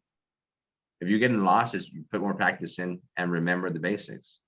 Anything in any sport in the world, any job in the world, there's always basics, and the basics are going to give you the guidelines. And then when you use your flavor, your authentic, your style, your philosophy, that's when people stand out. Standing out's the name of the game anyways, but doesn't always have to be that way. It depends on who you are as a person. I'm just letting you know that with your practice and the way that you practice and you create these habits, it will change for you. Take the emotions out. Yeah, you just take the emotions out. Even you might be a nice person. Nice people don't win in sales, especially when somebody's selling the biggest sale of their life. I don't think it's going to be easy for them to fold on you. You're going to have to learn to put on your big boy pants and not feel this nervous feeling for you having to ask another question when they already said no to you. You go and ask the fucking question that needs to be asked, and you go and try to achieve the number that needs to be achieved no matter what they're saying. And if you build that habit, what happens? It becomes secondary. Now you'll be like me, where I don't have that emotion. I remember I would feel bad when, I need this much money. Your name of the game, you're a business person. What's the name of the game? Minimize your expenses, maximize your profits. That could be your real excuse. Why are you lowballing me? I'm not. Every business is in business. The good businesses stay in business because they minimize their expenses and maximize their profits. I know a lot of people who didn't do that, and they're not even in business anymore. You can be confident about your numbers. Carlos, I had an investor that offered me a little bit more after we closed. Cool. He was cool with paying a little bit more, not me. That's how you respond to shit like that. You don't have to get stuck and get scared. Those numbers don't work for me. Oh, they work for him. He's not me. You can relate that. Well, I can't tell somebody else's kids to shut up. I can only tell my kids to shut up. Irrelevant, right? Same thing. Irrelevant. Right. Okay. Thank you. Speaking of maximizing profits, so like your specific areas that you guys are servicing, are you reaching out to and making relationships with agents? Because there's a lot of calls that go like this. Oh, I'm going to list it, but I haven't listed it. Have you made good relationships with agents? No, I don't. Yeah, actually, I have. I have gotten great. I tried to do the agent outreach, but then I started getting busier with these leads that were coming in. But I built some really good relationships locking it in. But for some reason, I didn't. I just went past my mind. I mean, not even for MLS listings or anything, or pocket listings or anything else they're going to send you. But if you've got a reputable agent in the area that you know is going to sell a house, That's quick, easy to profit off a deal that wouldn't make nothing immediately. You're like, I got a perfect agent I work with regularly that I know sells out houses pretty quickly. I could refer you out to this agent if you'd like. Connect the two dots, and now you profit off a deal that had no profit. Yeah, I get like a finder's fee or some shit. Yeah, I mean, you're not making any money off of it anyways. You just connect two dots. But all you got to That's do so is have true. 1, 2, 3 good relationships with agents, and then obviously they're more incentivized to send you those pocket listings too, anyways. That's so true. That's juice right there, guys. That's so true. Mhm. And I have really good relationships in Florida and Central Florida and in Atlanta, really good, where they know my model, how to do creative finance. They even address their contracts to pitch terms for me when I do them. And I do work a lot of deals in both those states. I don't even know why I don't think about that. Just to make extra fees too. Hey, well, how about you list it? Let me line you up with my realtor if you don't have one. And if they sell you, get a little fee. It's good shit. Okay. I got a couple of connections here in Florida too, so. Yeah. You should. You're out there, so good shit. Do you guys have any questions? Nobody question, no questions. Also, so who would be interested in? I've got a lot of areas of expertise. Carlos and I was talking about it too. That I'm happy to answer any questions about, or go in depth on different ways that you guys can leverage, obviously, your credit, your insurance, your business lines of credit, essentially just any of those in-depth things that I know things about. Would you guys be interested in kind of doing a short little Q&A sesh, so you guys can kind of build off on the knowledge that you guys have? Absolutely. Oh, Yeah. yeah. Yes, most definitely. Cool. Okay, yeah, let's we know tomorrow is already accounted for. You don't want to add anything too much more, because then you're just taking up your entire day with a call. So let's figure something out for this this next week or something. I'm happy to dive in and get you guys any information necessary. Yeah, that'd be fire, bro. I appreciate you with the offer, and I know that we're game planning it. Once again, I appreciate it, man. Thank you. For sure. Yeah, we'll lock in on a time and put it in the group, and let's get everybody in here and start growing Yeah, together. that'd be nice. You wanna? Are you free for like a weekend, like on a Saturday? Yes. I just yeah, so we can figure out a good time. I can set it up with the fam and then block that time away and get it out there if everybody's open. Yeah. We can do it early so nobody has to. So it's easier for you to get stuff done throughout the day. I was just thinking, just so we already take 3-4 hours a day, Monday through Friday, from people's time that in different time zones. I was thinking just leave it on a day that we don't have stuff yet. So Saturdays is like, I have a couple other people that we would line up on Saturdays too. So I'm trying to get at least 2 to 3 a month of people coming in and just dropping education. So we can, we'll figure out something if this next weekend works with you. And then we have your guy Matt. Then I have a Richard Knowles and Mitch Roy. They're gonna be coming in, and Christian Hernandez will probably be someone coming in. I'll bring in a couple more guys that specialize in a couple areas in real estate, so that we can actually have more Q&A, more knowledge be dropped, so you guys can see what else is out there and what we're missing. Yeah, definitely. Perfect. So let's set that up for a Saturday. We'll let everybody know, and then I've got some other fire speakers I could definitely bring some awesome value. I'm excited to bring to you guys. Cool. 100%, bro. Just let me know how many notebooks I need. Bring them up. A lot. I bought like 6 or 7 of them, like a packet, and I probably have like 3 of them that are like fresh. The other 4 are already rolled out. I keep like 3 of them for role play. They go by because I role play on seller calls, and every day I'm filling up pages, like maybe like 3 to 4 on a page, front and back. But I use a lot of that. Keeps it secondary for me too. So then I remember a lot of the shit I remember now. I don't even have to use it. I just want to stay professional and just keep doing it. For sure. And these are going to be recorded. So, just write down bullet points, go back through the calls. But the biggest thing is action. You don't want it to just go in the abyss of notebooks. Everybody tends to do that. So pick one thing, take action on it, move to the next. Yeah, I'll start watching the Zooms that happen on Saturdays because I don't think I've rewatched any of my own videos just yet. Because obviously I kind of remember the majority of the stuff that I'm saying. But now I first I'm going to be present at all the ones that we're going to be doing on Saturdays. But yeah, those would be good to do recordings on. I mean to rewatch them as well because there's going to be a lot of juice, education in those. Sounds good, guys. And a lot of this information as well is in a lot of my podcasts. So if you guys haven't found that, go dive into the podcast. There's a whole lot of detailed information. My biggest thing with my podcast when I made it was actionable, tangible information you can go and implement versus a lot of the fluff and the rah-rah of everybody else's crap. So there's a lot of tangible stuff that you can kind of just, pick and implement pretty easy and quickly. But yeah, I'll be putting new recordings out here soon, but I'll be cherry picking some of those speakers and people that I get in that will benefit this community as well. I'll bring them in as a Q&A or as a condition of, being on the podcast and coming in and doing something live with us too. So that'd be cool. Put your podcast on in the chat. For sure. All right, I'll drop that in and awesome. Excited, guys. Thanks, bro. Thanks so much. Yeah, guys, we're probably gonna wrap it up here soon. Do you guys have any other questions?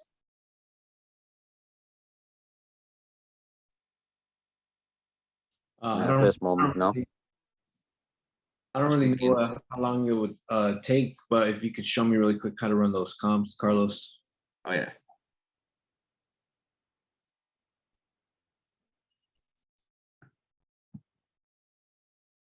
So let's see. What's an address? That'll take from here. Okay. Boom, boom, boom.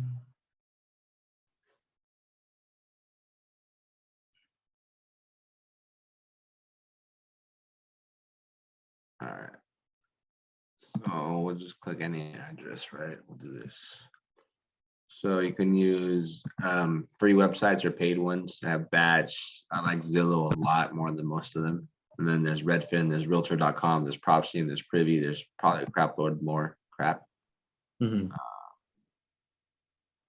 So this is how I comp stuff right here. My favorite one is Zillow. But what I would do is this. I usually try to comp it once they answer. I come over, I roll it in, drop it in Redfin, drop it in the batch.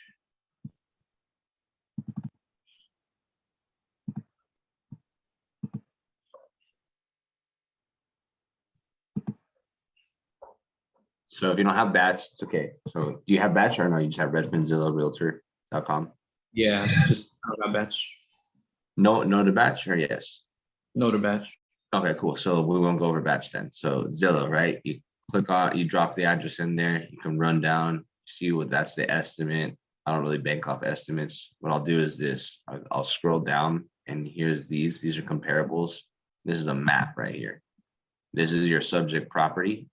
Right here, there's C, A, B, F, D. I go like this, make sure that I'm crossing any big roads. So A looks like, I don't know, actually that's probably just grass. I don't know what that is.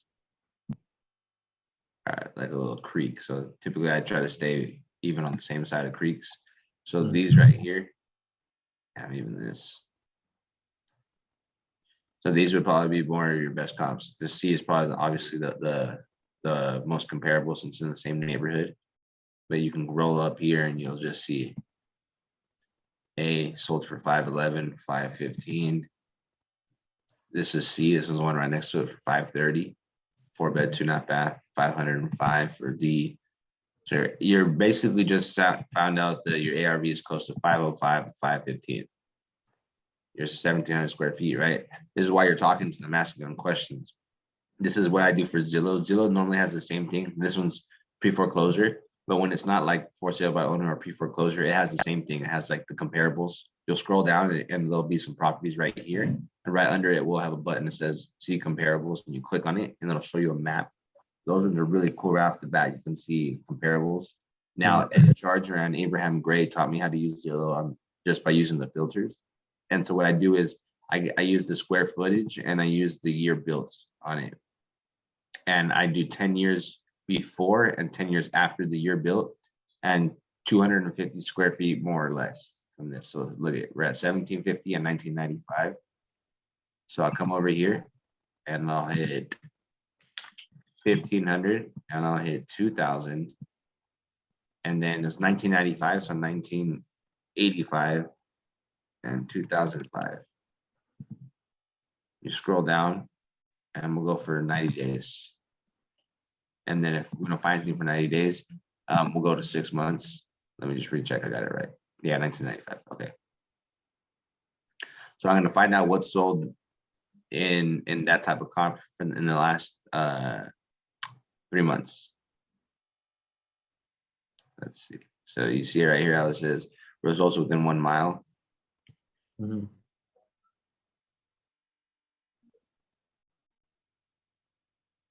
And here you go. You're finding properties that have the same within the same like 10-year built and within like basically the same square footage, and you're finding everything's around 500 grand.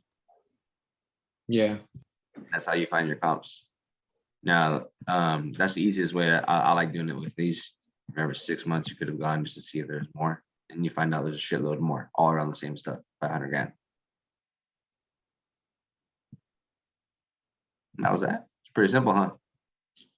Yeah, that's pretty simple, especially on Zillow and Redfin. Cool. All right, guys. I'm ready to rock and roll. I'm out. Go ahead and grab Dustin's link right there to his podcast. Follow him, listen to what he has to offer out there, and let's get it tomorrow. We're gonna figure out something for tomorrow for multifamily. I'm not sure if we already have something in place, but we'll get something in place for tomorrow. Peace out, Good guys. night. Thank you. Man, everybody have a good night. All right, everyone. Take care. Good night. Thank you.